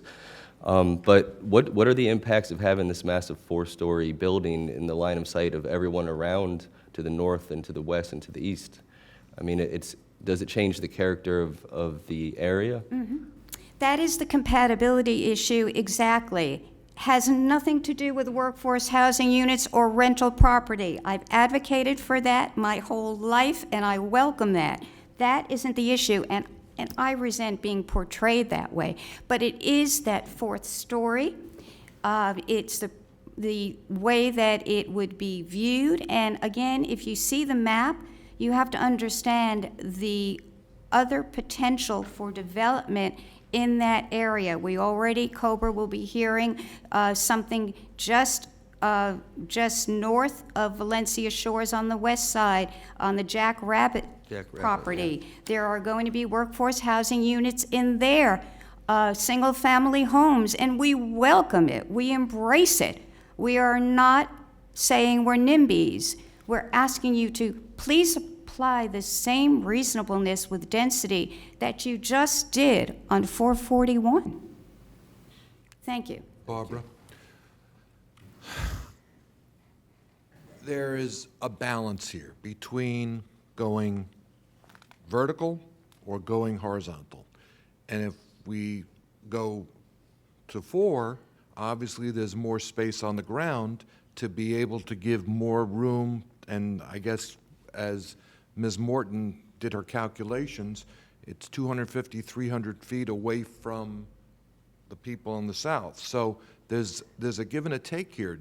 And, you know, obviously I'm not expecting you to embrace what is going on in the urban core where we're going, you know, 10 stories up.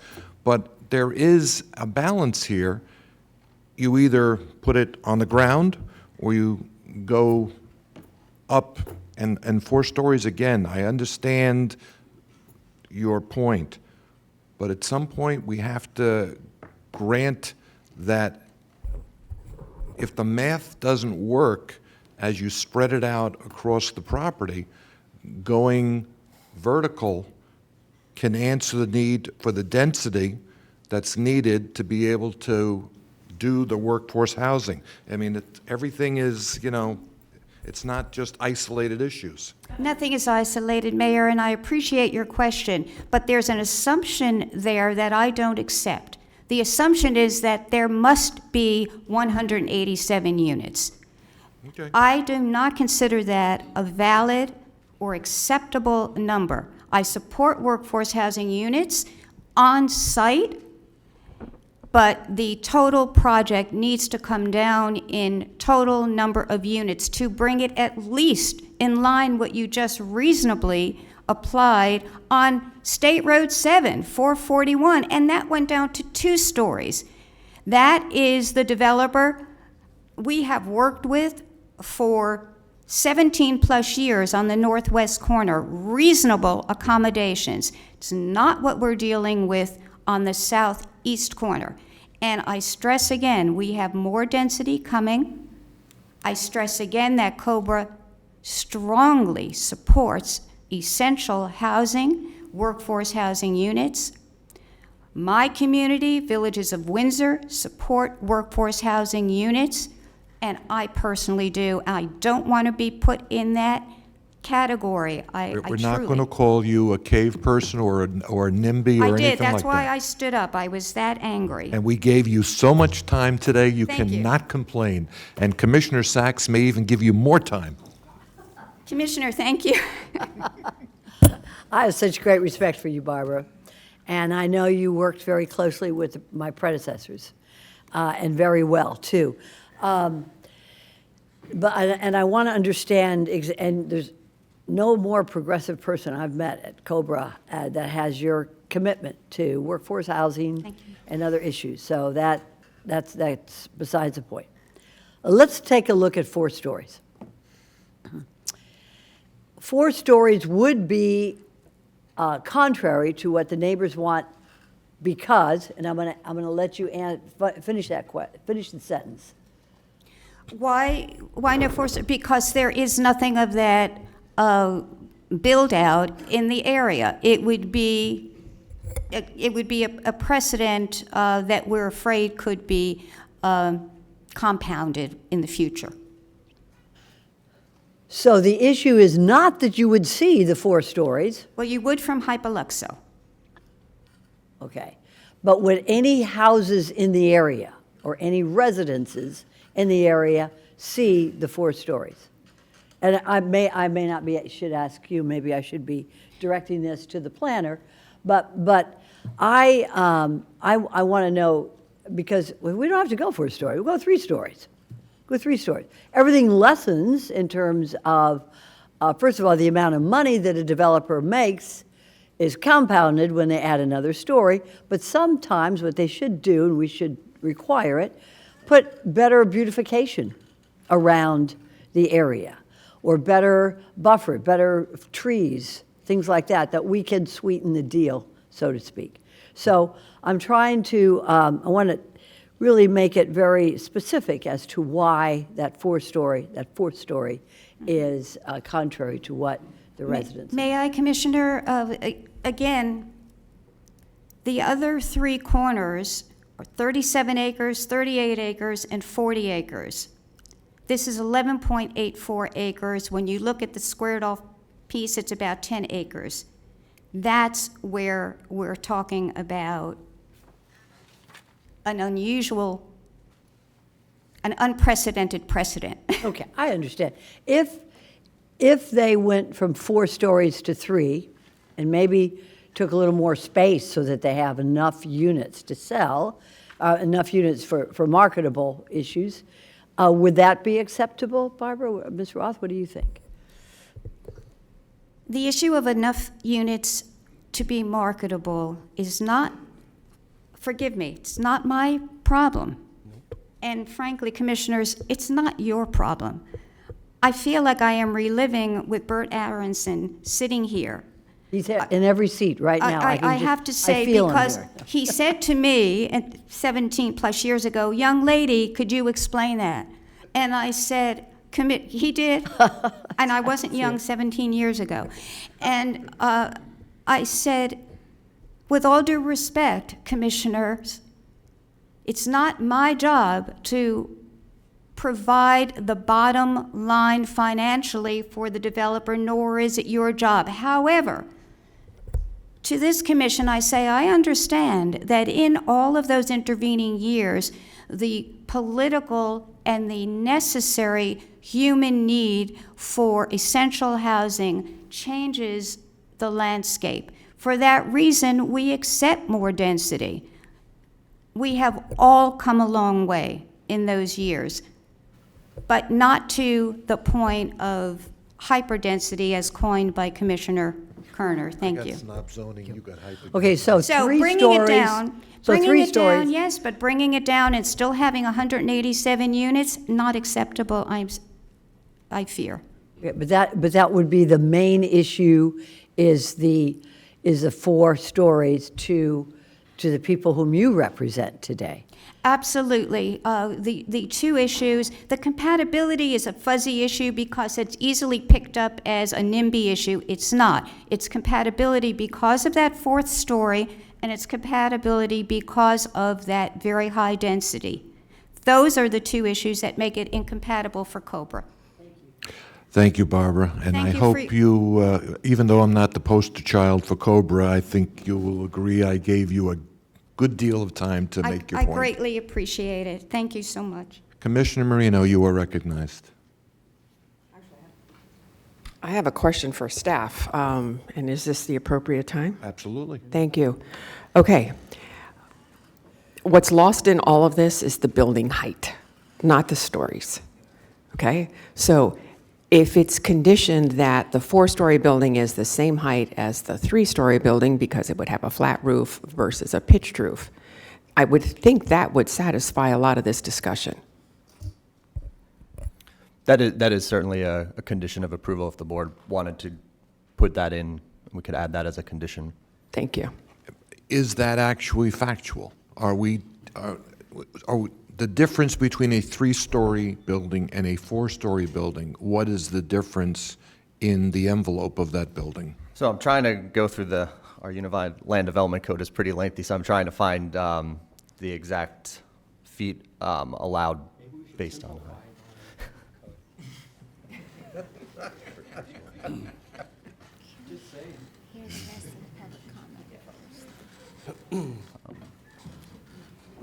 Okay, Wendy would like to speak. Can you step aside, young? Okay, thank you. So our height requirement is 35 feet, and if they want to go above the 35 feet, they have additional setbacks beyond that. We don't recognize stories in our code, so it all depends on how the construction is, but typically a story might be between 12 to 14 feet, depending on how high your ceilings are.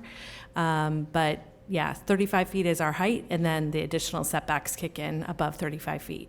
Is the envelope the same with 3-story and 4-story? The envelope would change based on the height of the structure. So you would push the envelope in if it goes up above 35 feet. But with the roof, The roof, the way we measure the heights is from finished grade to the flat roof, and if it is a pitched roof, we would measure it to the midpoint of the pitched roof. So it all depends on how the construction is. all right, I'm not an But engineer. I have a question. Yeah, sure. But aside from the heights being the same for 3 or 4, depending on how the roof is, when you flatten the roof, is it not true that the density allowed goes up? Is there more mass and more density? It really depends on the construction, because how big are the units going to be? That's another factor you have to take into effect. So if you have smaller units, 1-bedroom or 2-bedroom or 3-bedroom, the units are going to get a little bit larger. We do have minimum bedroom size by the housing code, but it all depends on the type and number of units that they're providing and how large they want those units. So you could have 10 units on one floor, but they might be small units, or you might have 5 units on one floor that are large units. So we don't have dimensions on minimum unit sizes, other than the housing code on the bedroom sizes. Thank you. Just, again, for my own clarification, we've had a lot of conversations about 3-story, 4-story. Are we more, in the building code, are we looking at the height of the building, or are we still fixated on the number of stories? Well, for zoning code, we would be based on the height of the building. So you might have a 35-foot tall building that's only 1 story, because the ceilings, they're not putting additional floors in there. I don't know what their proposed height is. Is there proposed height in the, other than stories? Do you have a proposed height, Jennifer? Ms. Morton, could you come up and clarify, what is the height of those ceilings? So the building is proposed, if we did a 4-story building, we would do a flat roof, which is 42 feet to the flat roof. And then we would have the parapet. Within, if you did a 3-story building, you would measure 35 feet to the midpoint of the roof, but if you went to the top of the roof, it too is 42 feet in height. So you can be a 42-foot tall 3-story building, or you can be a 42-foot tall 4-story building with a flat roof. Right. So, but again, still the floors all take into consideration. So 35 feet with 42, you're basically, 7 more feet taller? And it could be a pitched roof at 42 feet, and you're measuring it to the midpoint. right. So, yeah. Okay.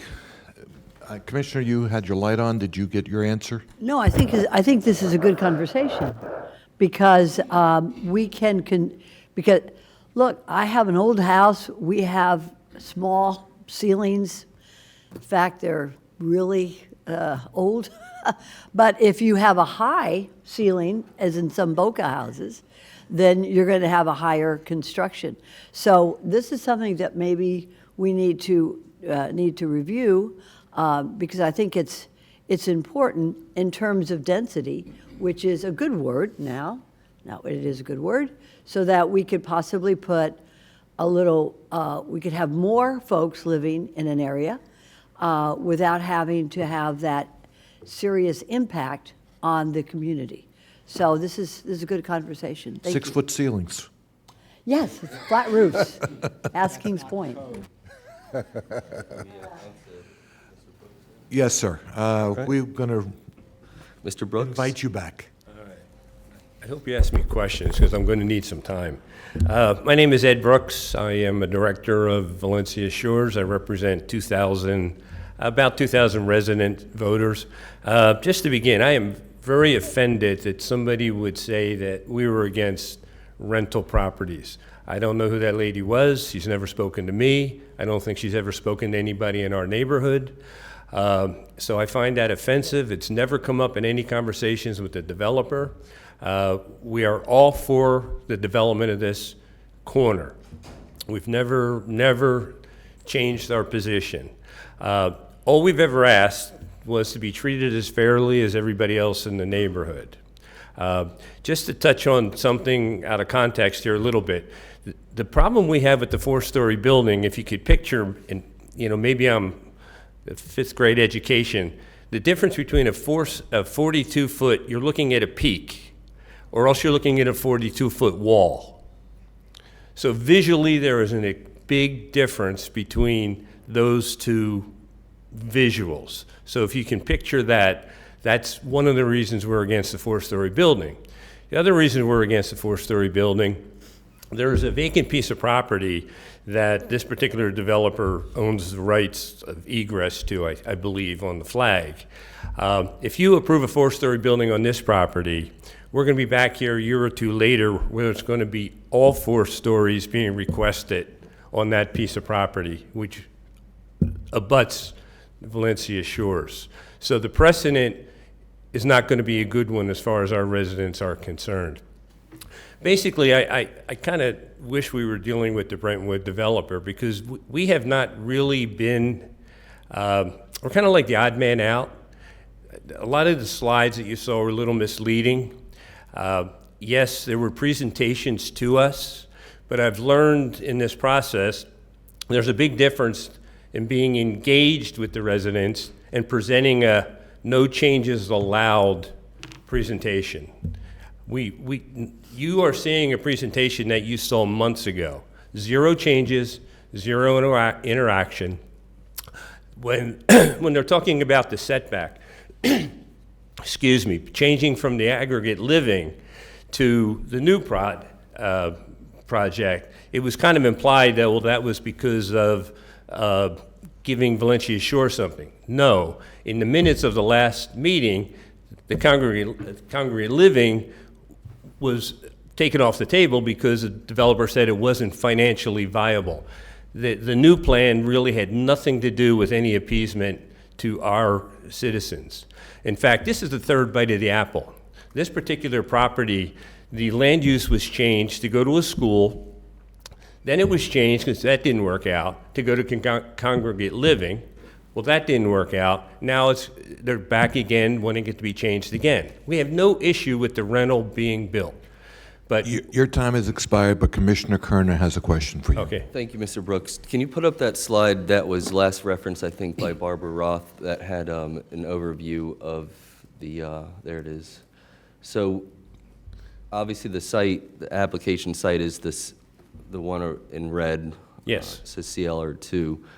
And once you go to high residential 8, the parcel that you're talking about, is between the fire station and... Yeah, it's to the right. Yes. So everyone sees it. Yes. And, you know, obviously, if we grant a high-res 8 today, that owner is going to come in at that site and request the same thing.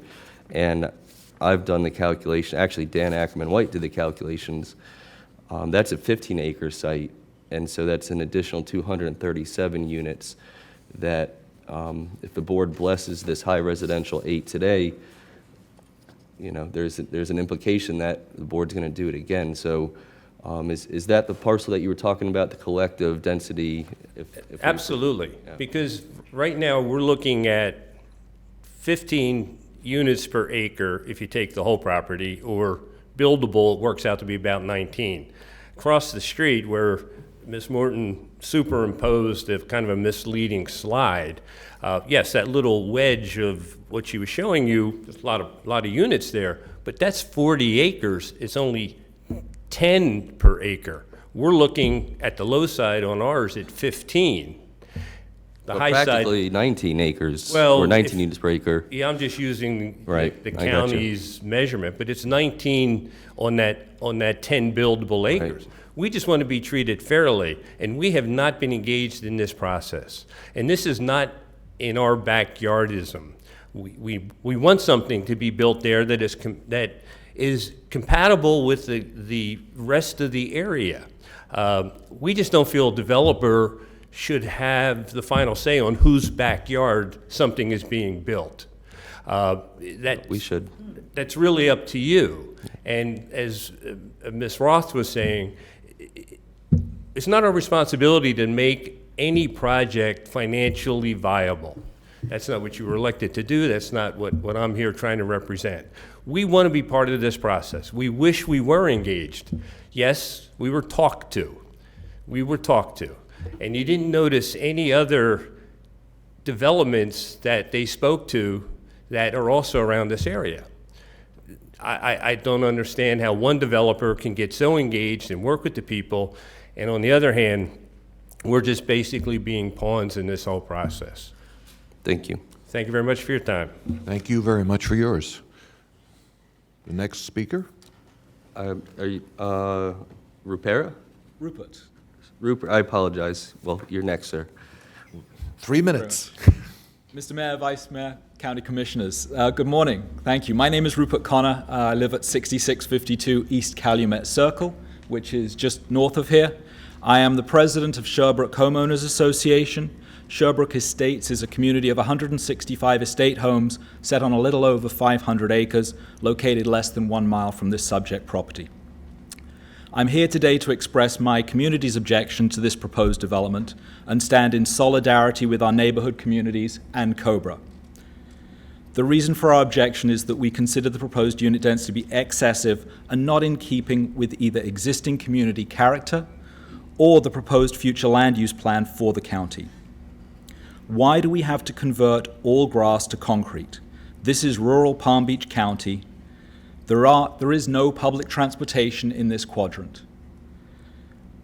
Mayor, you mentioned balance. The question before you today sounds like, where do we place this fulcrum to obtain balance? We hear you that there's a need and a desire to increase density. We have no objection to that. Coming up for ourselves, we have 150 acres that's under contention for converting a golf course into land. We certainly wouldn't be comfortable if you were to come and say, after approving this at approximately 18 units per acre, that it would then be okay just a mile to the north to insert 18 units per acre on our existing golf course. So your question is obviously balance. Where are you going to set the tone and the precedent for our community? Where is that going to sit for the future? I thank you for hearing the voices of the community this morning. Thank you very much for your comments. Thank you. Our next and I believe final speaker, unless I missed anybody, Lori Getz Stern. And if there's anybody we haven't called yet, please let us know, and we will certainly make the necessary adjustments. Good morning. I apologize. I just found out yesterday that I was going to be here today, so I don't have a lot of background on what I'm about to speak about. I'm the manager for Isola Bella. So Isola Bella is located just between this parcel and the turnpike. We didn't know about this meeting until very recently. Your notices were going to an old address for the community. Mr. Brooks was kind enough to bring us into the conversations. We did reach out to Ms. Morton to have a meeting with the board, but unfortunately they were not available before this meeting. Also, we did try to gain membership into COBRA, but we have not heard back from them yet. My board does support workforce housing. There's no issue with that. The density is higher than they anticipated for that area, again, based on previous plans for that lot. Sorry, I'm a little nervous. And they have concerns also about having a 4-story building. You know, you saw the earlier agenda item that was reduced to 2 stories. They would prefer 2, maximum 3. I think that is a general consensus of everyone in that area. But our main problem is the traffic in that area. Like was mentioned, Hypoluxo has grown a lot. It's a major roadway at this point. It's 2 very narrow lanes. And then if you go east from that area, you'll see that we are directly across from Bellagio.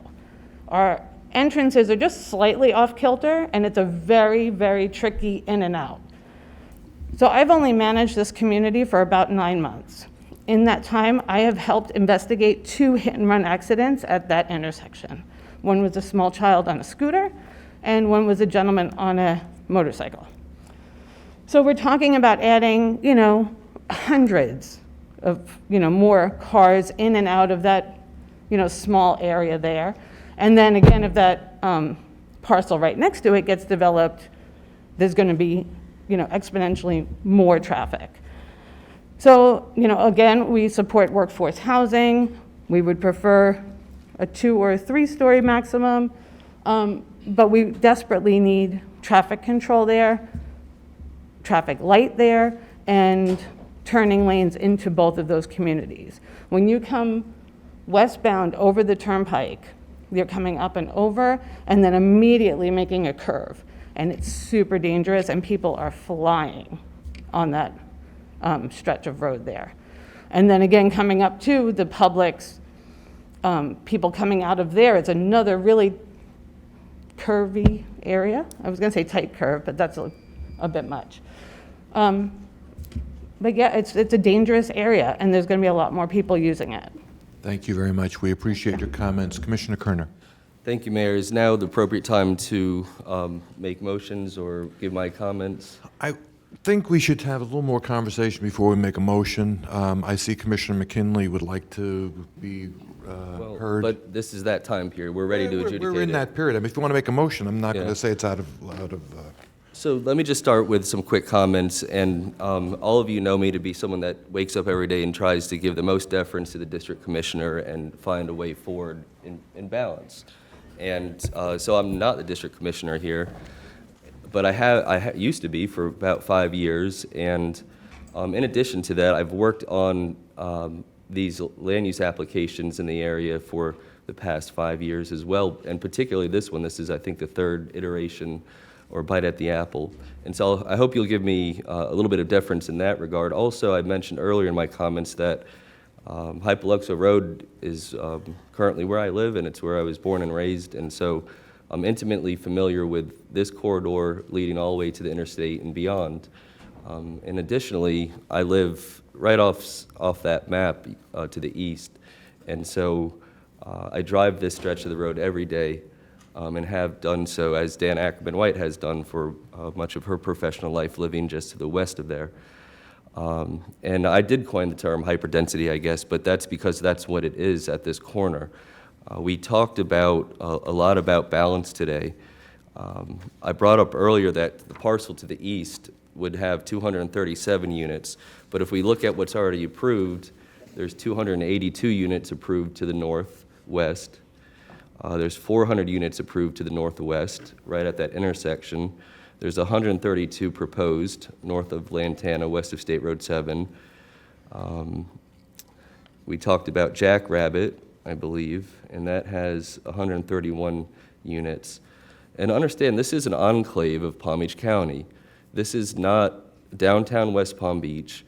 This is not in a city. This is not Palm Springs. This is out there. It's 10 miles east to the interstate. There's no access to the turnpike. There's no bus service here. It's actually inhabited mostly by retired folks that we all know very well in those communities because they're very active.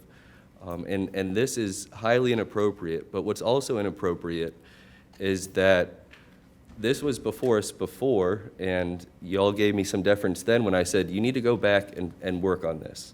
We talk about balance. Go back and work with Valencia Shores. Go back and work with Isola Bella, just to the east of there. That was coming from a county commissioner that has been intimately involved in this project for the last 5 years. They went back and they didn't change it one bit. And so we're getting to a point where we're using this workforce housing as facade to just approve hyperdensity. And I have a proposal. If we want to attack workforce housing even further, given that we're leading on the issue, I mean, the Palm Beach Post doesn't recognize that, but this unit of government has been very proactive in that. Then we need to increase the requirements for workforce housing, and I may make a motion on that today, depending on how this goes. But we also received a letter from Alpert Jewish Family Services, who I support, believe me. I'm engaged in that organization, but they're talking about the inability to hire people who can afford housing in Palm Beach County. Well, I'm sure that's true. Obviously, that's true. But this is not where folks should be living if they're working in Mangonia Park or northern part of West Palm Beach, and that's where that's where those employees work. You'd have to go 10 miles east, 20 miles north. You pass through 14 different cities, probably, or touch 14 different cities. And none of those cities, to my knowledge, and I may just be uneducated on it, but I don't think the cities are doing what Palm Beach County is doing in mandating workforce housing. But if they aren't, they need to, and if they are, they need to do a better job. But this is an inappropriate place to put this level of density. Unfortunately, the developer has said that if it's a 1 unit below 187 units, then they're not going to do the project. Well, that's fine. I don't mean to be dismissive of their economic ambitions and profit ambitions, but it's not our responsibility to make sure that developers make all this money on the property that they bought. And if they can't do it with lower density and an appropriate amount of stories, then they need to sell the property or hold on to it longer. But this amount of density, HR 8, is unacceptable. They've made no changes to this application. We talk about balance. We just went through this with the one on State Road 7, which is a major artery, and they reduced it 3 times, I think, the density and the height restrictions or the height requests.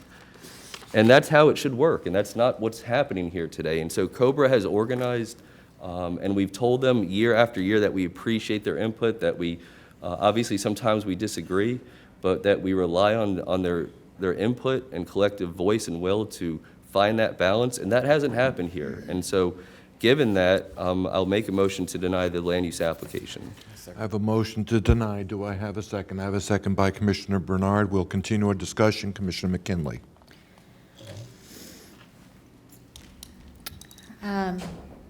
First of all, Ms. Roth, I don't think anybody would ever question COBRA's commitment to always advocating for a fair position.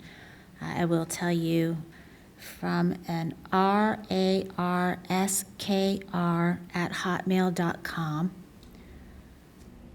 She lives in East, or he, I'm not sure because they didn't put their name on it, in Isola Bella. And I quote from her email, or his email, "Developing a 4-story building that is densely packed with transient people who will be overpopulating our schools is a terrible and irresponsible idea." And when I responded that I don't have concerns about renters, the response was, "Thanks for sharing this. Just wait until this resident realizes that some of the units there likely will be workforce housing." And so it didn't come from COBRA, but we have faced this. I've faced this on several issues, from a foster care home in my district to workforce housing, to the debate in your district before you came on that Legends property. It is a pretty common theme, but it's not coming from COBRA. I have, on the not engaged part, we made a motion 3.5 months ago to postpone this in order for, it was to take the project through the COBRA review process. I don't think there was direction to change it, but just to allow it to go through the COBRA process, which has happened. I did talk with the applicant this week, and they do know that I do not support the 4-story. I think they were taking their chances today to see what kind of support there was for that, but I am under the impression that if this moved forward today with a cap on the number of floors in those buildings, that they could move forward with 3 stories and not do a 4-story building. So I think that that is fair. What I don't think is fair is the comparison on the Brentwood project that we just discussed a few moments ago. My specific hesitation on limiting or on the number of floors in those units was the argument that so many folks have made that the area west of 441 should be treated differently.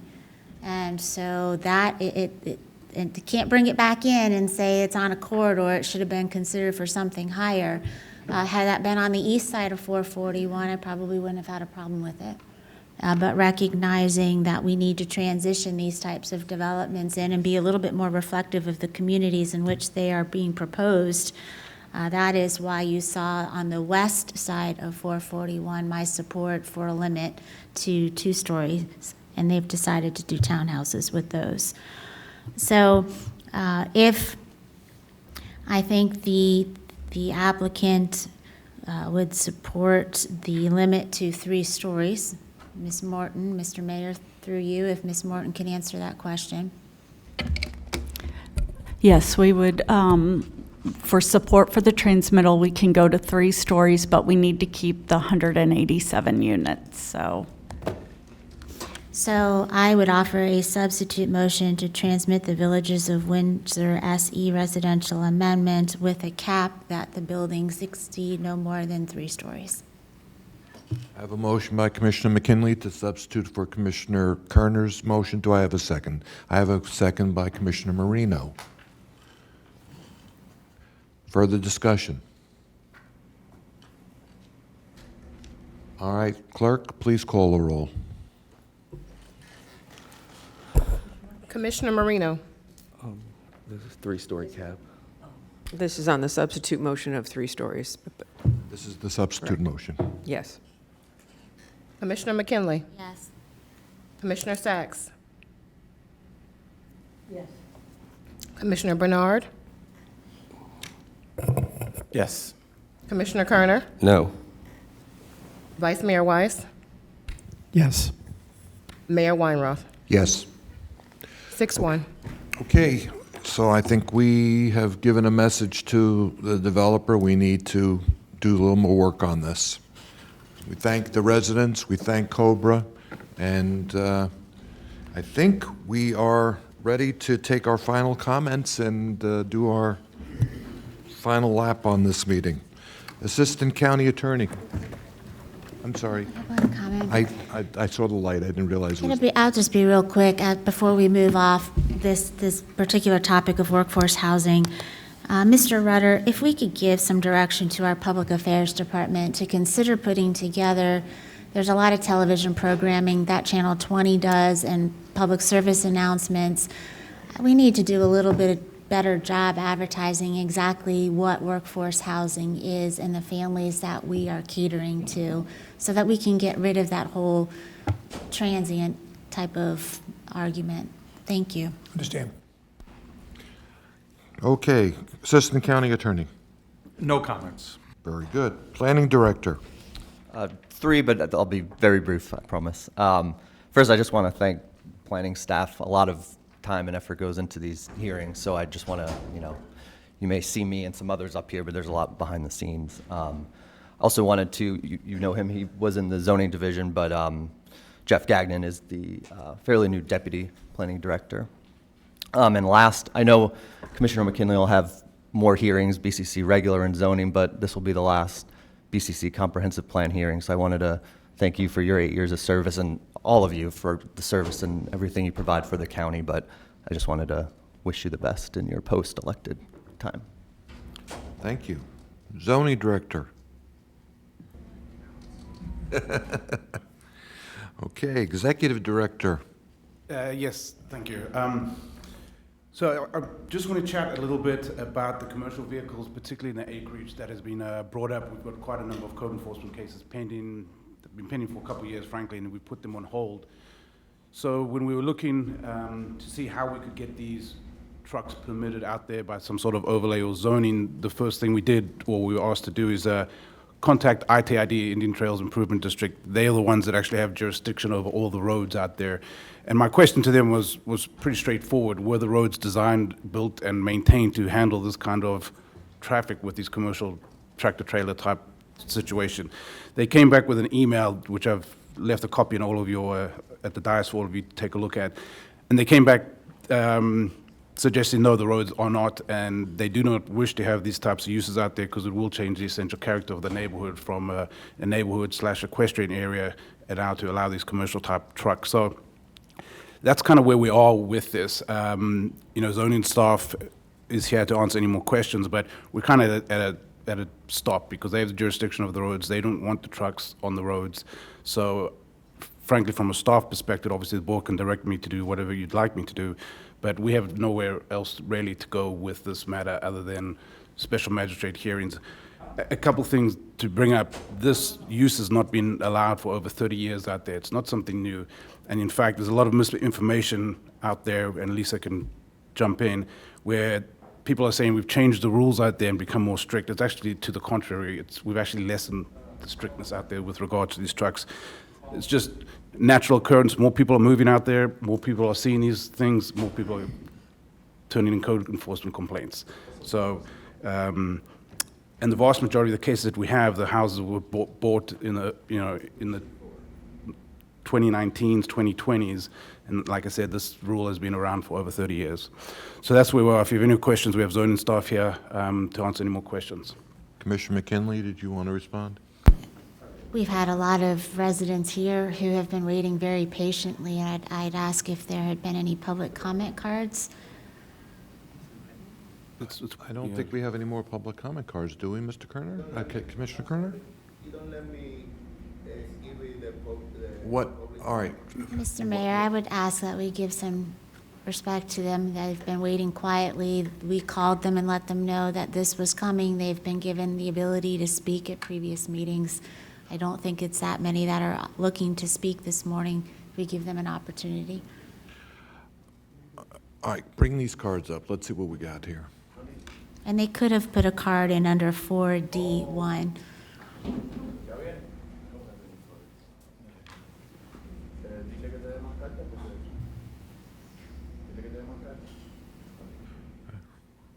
It's all right, we got time before lunch.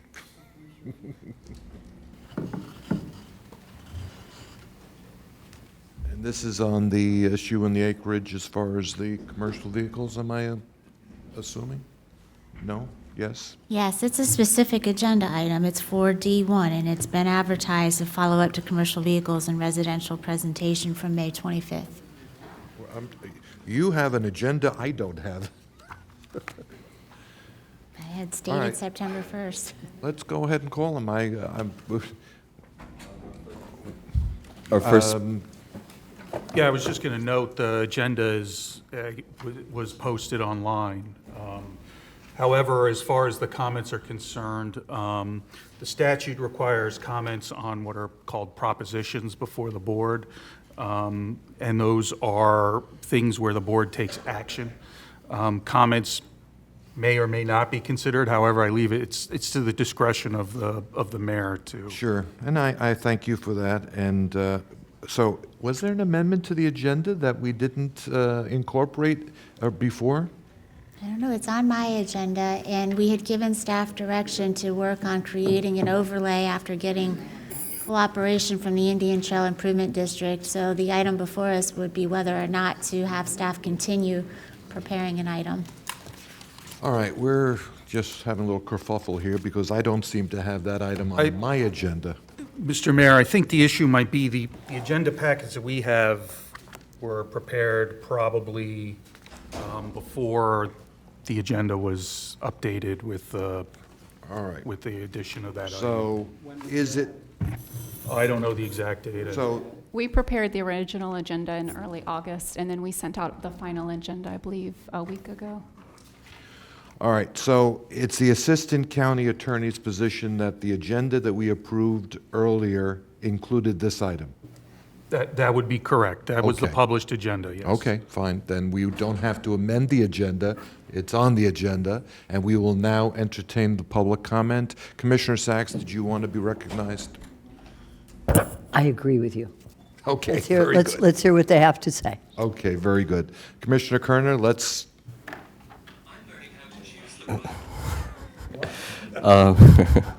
first speaker will be Oscar Montoya, and then Oscar Gomez. And then after Mr. Gomez, we'll have Carlos Vizogo. Hi, good morning again. To everyone, I want to. just for the record, please just state your name, and then you have 3 minutes. My name is Oscar Montoya. Hi again, I see you. I want to let you know this is some petition over 150 family signed for be a truck and to get a truck and let the truck in our neighborhood. Some petition we signed from 2019, and it's it's almost like 200 families signed this petition. We do some survey online in neighborhood. The 90% of the person want truck in our neighborhood. Only like 5%, he don't really want to know what to do, and only 5% deny, so 90% accept.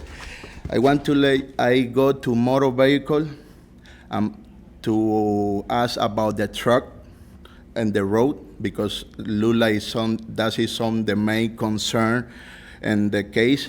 And he says, see, the road don't have any truck restriction, we pay for the right to use that road.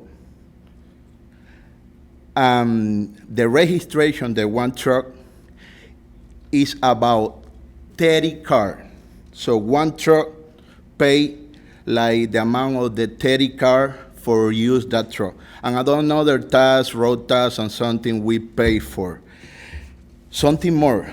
some persons say maybe destroying our property, maybe the value of the property get down, and that don't look really true, because when you see the realtor, one of the things for sell that property is you can use for park your truck. You can see in the website, so it's like something good for that kind of property. I had over here, they tell me like 5 minutes to find it, like over 30 business around the Los Ahache, inside the Los Ahache, so the truck had to get there to do some deliveries. So, business, when I say business, it's a regular business. Something more, and our laws say, right now, see, we have like 5 acres, we can still have a truck. And we have some property with 5 acres. That property with 5 acres is in the end of the Los Ahache. So the truck for get there had to go all the way and all the road. And thank you. Your time has expired. I'm going to ask you to give that, if you'd like to give that to us. Sure. The young lady over there, our clerk, will take that from you. Sure.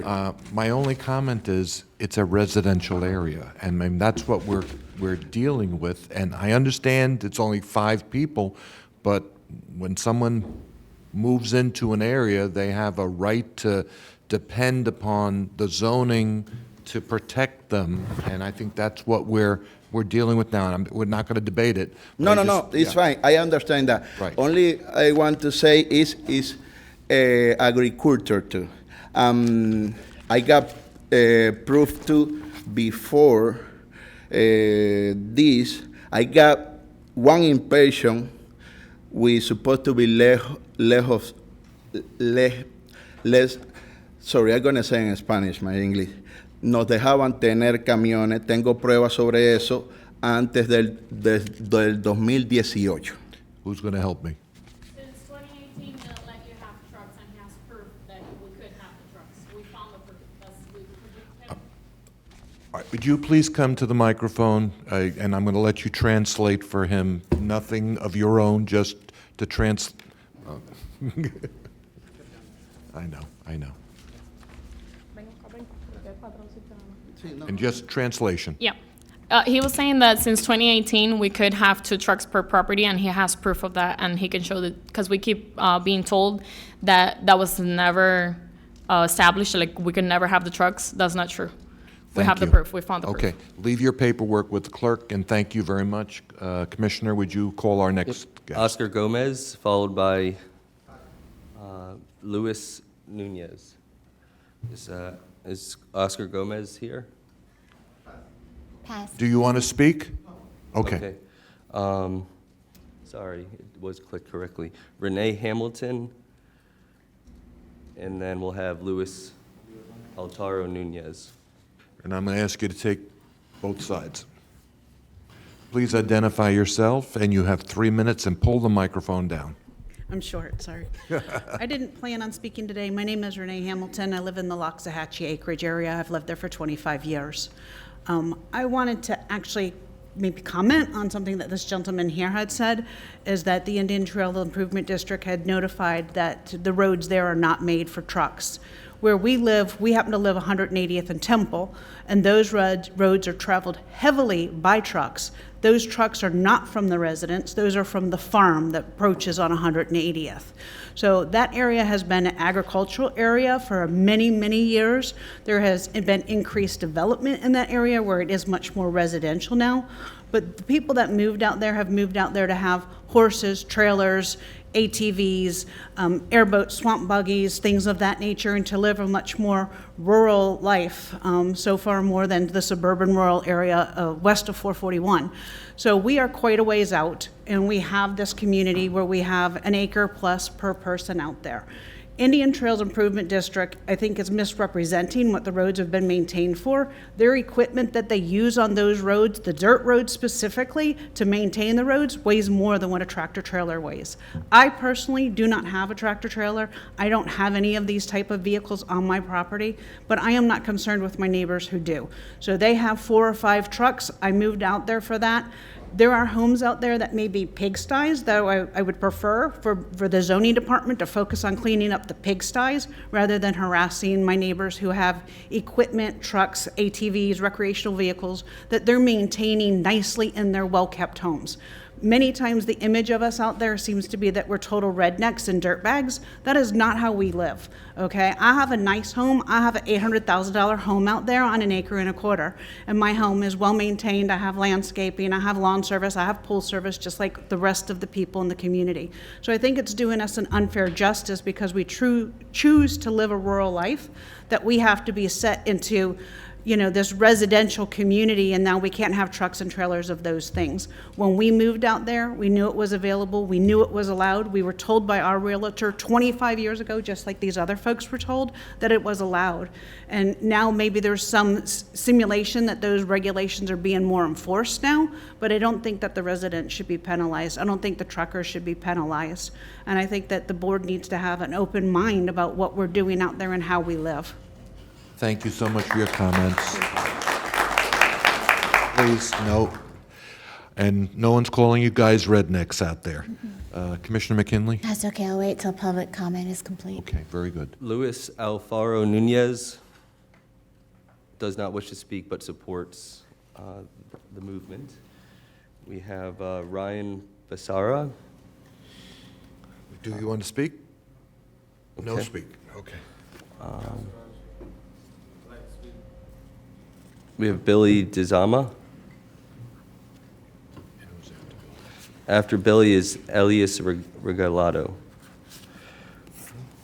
No, he doesn't want to speak. Okay, after Billy is Ricardo Alonso.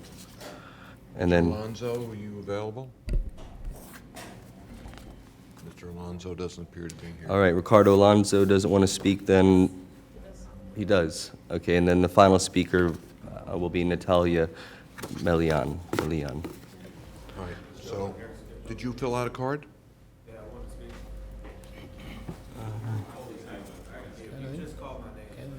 Okay. Okay. All right, you're up. All right, my name is Billy Zama, DZAMA. My concern with, what is your definition of the commercial vehicle that you're talking about?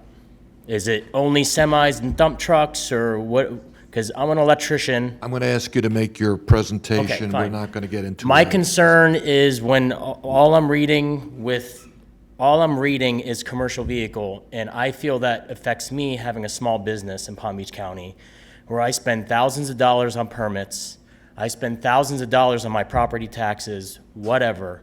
I don't want it to be a stepping stone to people, plumbers, electricians, carpenters, where I have commercial vehicles at my house.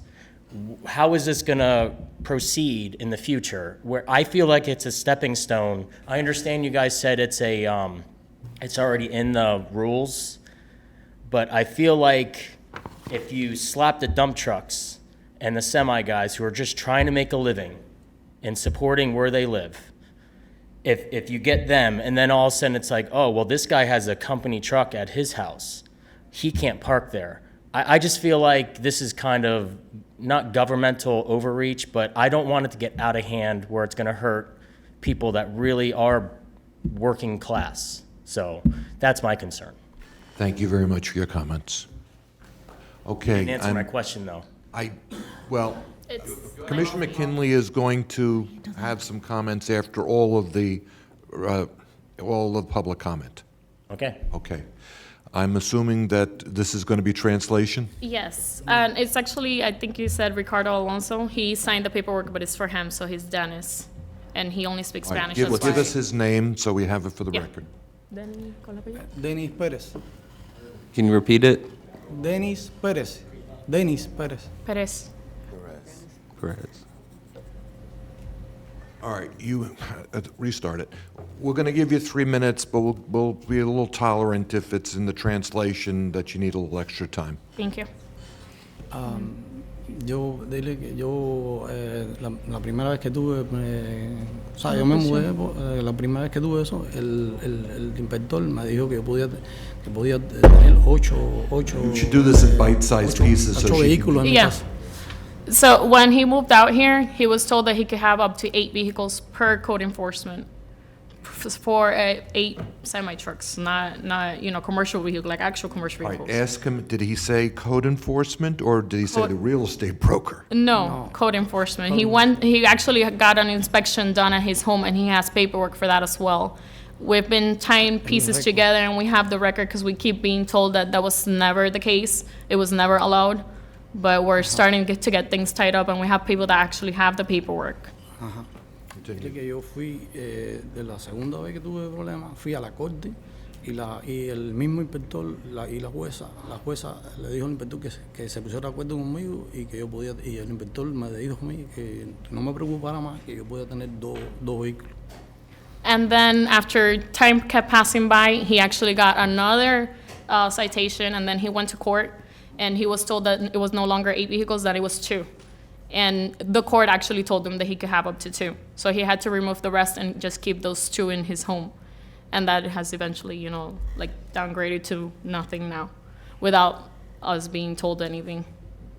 Y la otra vez que vinimos con la comisionada, que tuvimos aquí en una reunión aquí y quedamos en que yo podía tener un vehículo, ¿no? And then the last problem that we had, which was back in 2019, when we went with Commissioner Melissa McKinley, that we could have up to 1 until it was resolved, which was our agreement on 2019. And then that's basically his story. So it went from 8 to 2 and 1, and now nothing. Thank you. We appreciate those comments. Okay. And are you Natalia? Yes, So I am. she has a card in as well. Natalia, what do you have to say for yourself? Well, I kind of come here to all the meetings, so you kind of know my story already, so I think it will be a little reluctant for me to say it again, but I'm just standing out here, and I basically just want to ask you guys to come up with a solution for us and try to keep in mind, I understand that Westlake was built, that, they have like a whole city right next to us, but I don't think it should affect us in any way. We've always been a community, especially like out in the acreage, I'm not talking for anybody else, I'm talking for my community. We all have some type of commercial or recreational vehicle that exceeds the limits. Because I know that some people had concerns. This is for everybody that has over 9 feet tall, I believe it is, 26 feet long. So it's a couple things, and mostly everybody falls into that category. Even if you just have a landscaping company, usually those trucks go past those requirements. So I don't think it's fair to us. We're, like he said, we're working class. And we're the ones paying for everything. We keep being told that it's because of the road damage. Road damage will still occur no matter if we park or not park. You're still gonna have people go out there. Like Oscar mentioned before, there's 5-acre lots that are allowed to have those. And they pass through the same roads as all of us. And he actually went and took the time to go to the, was it Oscar? ¿Dónde fue que tú fuiste? Tax collector's office, sorry. And he asked for the road, the property tax, he pays for, annually, we pay road taxes. And we don't know where that money is going. We actually said that in the last meeting, and he went out there and asked, and they told him it pays for all US roads. We pay literally, like, one truck pays for like 30 cars, it is? 30 cars, the same amount as 30 cars. So we pay for that damage. It's not like we're not paying for the damage. So I think you should take that into consideration when we're being told that the road damage is blamed on us. We pay for those damages. That's just what I wanted to put out there. And like I said, we want a solution. Like if you guys could take all into consideration, I understand that you cannot have a junkyard in a neighborhood like ours. That I understand, but that's what code enforcement can come up with, a solution like let's meet somewhere. Let's say, I don't know, a number of trucks that we can have, and then if somebody goes over that, then code enforcement can come in and say, hey, look, you have this, you gotta take it out. Either you get cleaned up or you go into the court, Like, we have to come up with a solution, but I don't think it's fair to just go for nothing. Thank you very much, and thank you Thank for you. helping your neighbors out with their translation. Thank you. There was a gentleman before, was it Ryan? I believe our final speaker. Good afternoon, Board. How you Just give doing? your name fully. Ryan Bastaraj. I live out in the acreage at 16433 East Harlingen Drive. Actually, I grew up there my entire life. I just recently became a homeowner actually of that actual home. So I just bought that home from my parents. But it is kind of a little bit of an issue because we know as semi-truck driver, this is me coming as a semi-truck driver owner, as my owning my own business, and also being a driver that was also over the road for over 4 years. So it's kind of a crazy issue that not being able to park in my own residential like home is an issue, or just being able to park in my own residential area, because as we know, or I don't know if you guys know as county commissioners and what, but semi-truck parking is an issue not just in our area itself, but all over the U.S. And this is coming from a person who's been all over the U.S. and I've actually got tickets and fines from not being able to find parking at selected parking places that are made just for parking, just like Love's, Pilots, and all of that.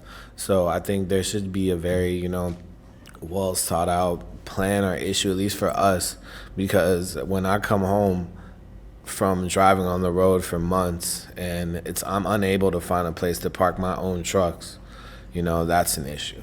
And if my drivers who also come home too, my employees who I would pick up and suit or park my truck from wherever I'm parking it on my own land where I pay the property taxes and all that at, I believe they should be able to be allowed to park there, because my other brothers and sisters that I have in here who are also truck drivers and have truck driver families too, we should be allowed to park at the places that we pay for, because we're not taking up the roads or clogging up the roads. Or I see trucks going from, I grew up, like I said, I grew up on when Seminole Pratt was just a dirt road back and forth each way, where you could literally run and cross back and forth the road and there would be no cars or trucks that would come from miles, or what I'm saying. So I just think it's a very crazy issue how we're getting fined, and also we're like kind of being pushed out of our own communities, kind of, when we're basically the main source of the communities. Because I know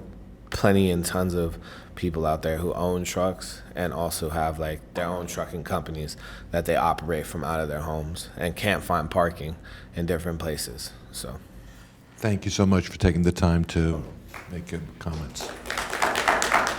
All right, Commissioner McKinley, would you like to bring this to a close?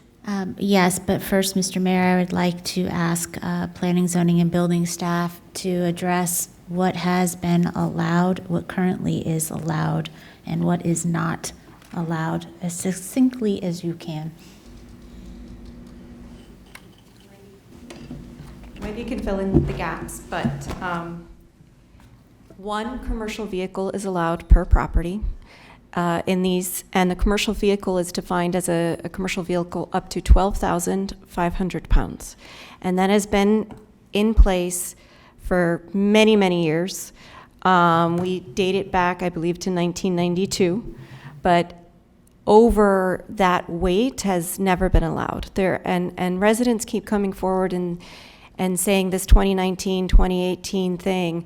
There was an amendment to commercial vehicles to a portion of the code in 2018 or 2019, but the weight limit was always 12,500. There was a myth started around 3 years ago that we were taking something away, and that wasn't the case. There are landscape trucks on properties, and we estimate they're likely around the 12,000 weight cap. I mean, people have their landscape or electrical vehicles in their yards all the time, and they're falling around that weight cap. It's not an issue. But you've never been allowed to have a semi-trailer, 30,000 pounds, with the cab and then the trailer has not been a thing. And I'm not 100% sure. Ramsey's was with code enforcement for quite some time. If this semi-trailer thing was even an issue prior, it seems like the past 3 years we've had a wave of purchases with the semi-trailer. Prior to that, it was landscape vehicles was the big area of attention, not the semi-trailers, because you just can't have a semi-trailer in your backyard.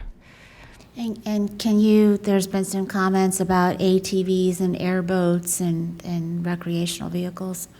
Yes, the code has allowed for many, many years personal recreational vehicles. You can have an RV, boats, different kind of recreational vehicles, but that's been recognized, I don't know how long, Wendy, for a very long time, because that's, your home is your personal property for your personal toys.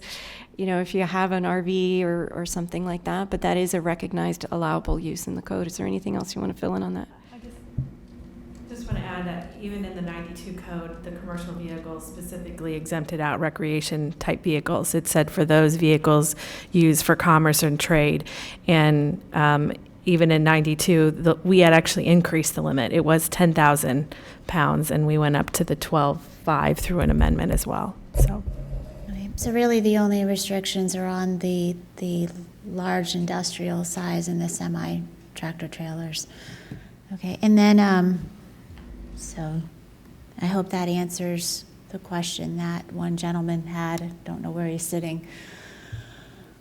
On there was a question about going to the tax collector and being told that their fees that they pay are for all roads.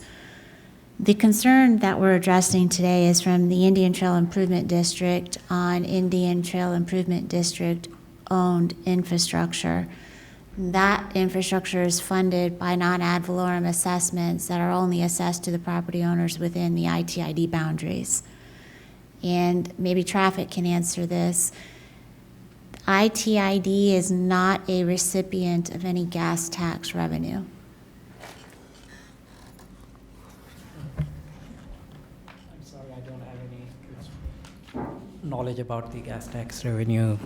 All right, well, I don't usually ask a question if I don't know the answer to it, but no, that's true. I mean, ITID does not receive any gas tax revenues, none from the state, none from the federal government, so those licensing fees might fund county, state, and federal highways, but they do not fund any of the Indian Trail Improvement District roadways. I was very transparent in the last time that we discussed this item and very supportive of working to create this overlay, but the caveat to that was we had to have the support of the Indian Trail Improvement District. And because I am a supporter of home rule, this is their infrastructure that we're making a decision. Those are your fees that you pay to them that they then went and budget, and they use those fees to renovate and update those roads. Without them on board, I have to hit the pause button on trying to create this overlay. And if I hope you've had an opportunity to read the email that was sent by their executive director. I'll quote one here: allowing such uses to be scattered randomly throughout the AR zone under the guise of an overlay might be attacked as a form of illegal spotting. Such parking is also not a valid principal or accessory to agricultural use, which might be permitted in the AR zone. It goes on further to say, and I say this because I had a conversation with Bob Morgan yesterday, so I say this to Bob's benefit, the Acreage Landowners Association. Incorporation would allow the municipality to develop its own comp plan and impose its own overlays. So just tossing that one out there. There's also one other solution that Indian Trail Improvement District, we don't take questions from the audience, sorry. There is one consideration that ITID recommended, and I am in favor of working with them to discuss making this possible. And that is the district owns a 1.93 acre property that was designated for a county fire station. As you know, we did not build the fire station there. Just north of the public shopping center on Orange Boulevard and Seminole Pratt Whitney Road. The property address is 15955 71st Place North. There may be a possibility to rezone this property to allow only district landowners to park their commercial vehicles here for a monthly fee. I do think that that is an option worth exploring. And so I will indicate to Indian Trail Improvement District if they want to initiate that, I would be supportive of moving it forward. But until ITID comes to us and says that they support creating this overlay that impacts their infrastructure, I can't continue this conversation.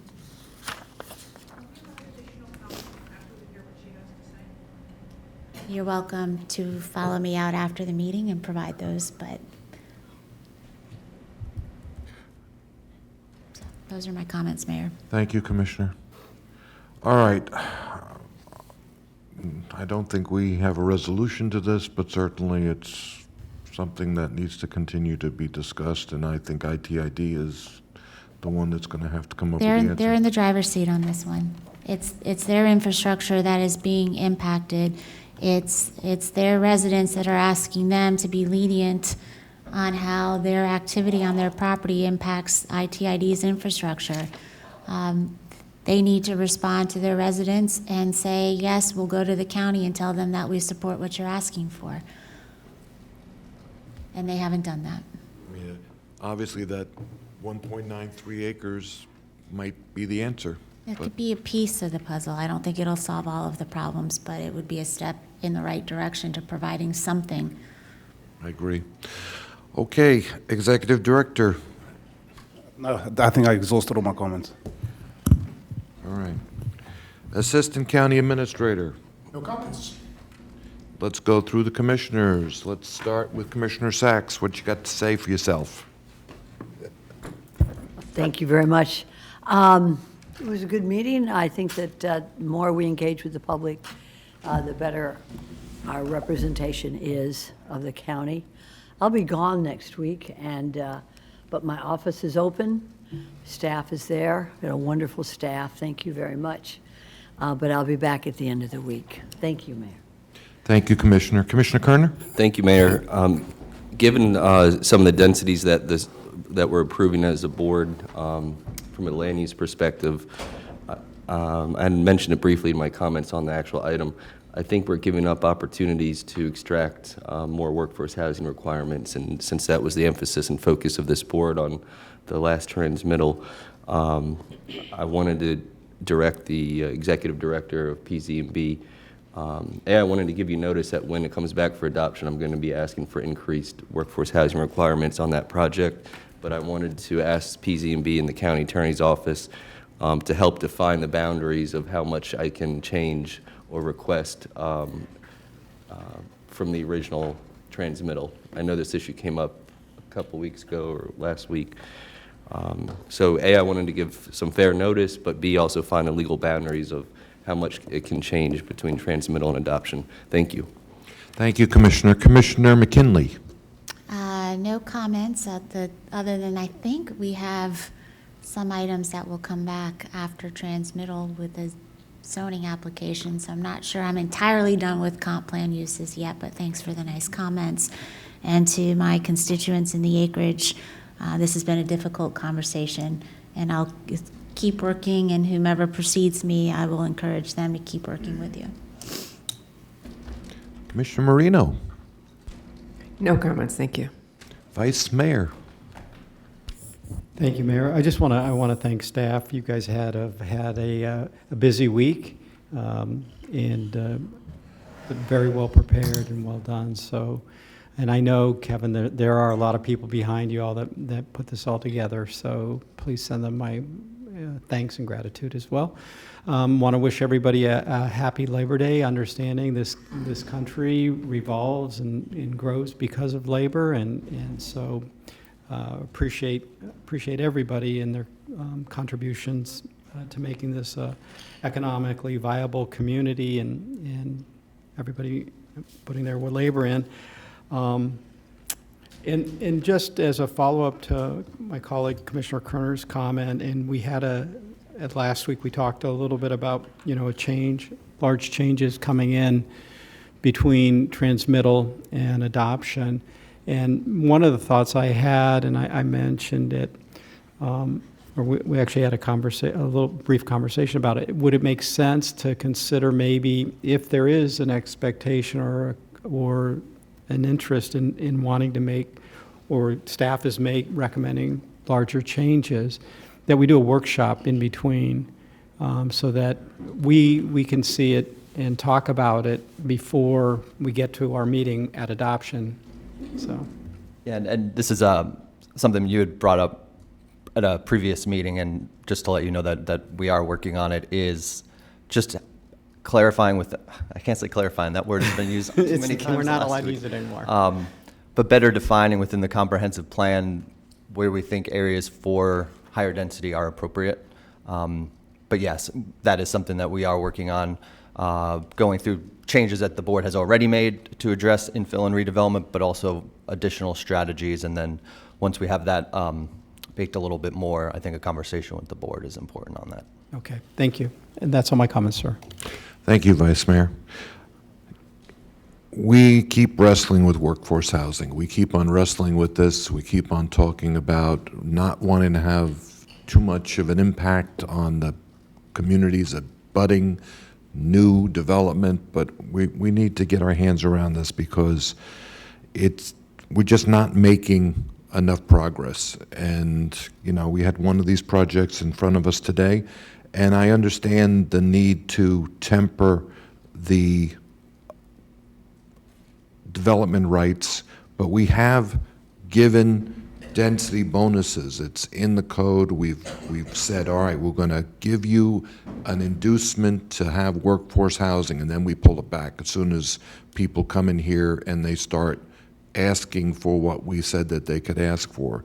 And I think we need to workshop this, and we need to decide, you know, density is not a dirty word, and there are places where density is appropriate. And I think ultimately, you know, the conversation about 4 stories is a conversation we need to have, because if we don't go up, we have to go out, and then you lose your green space, you lose your preservation space. And so this is a topic that is not going away, and I think that we just have to, as a body, come to a decision and then be able to continue allowing the developers to take advantage of whatever it is that we ultimately decide is going to be the bonus for workforce housing.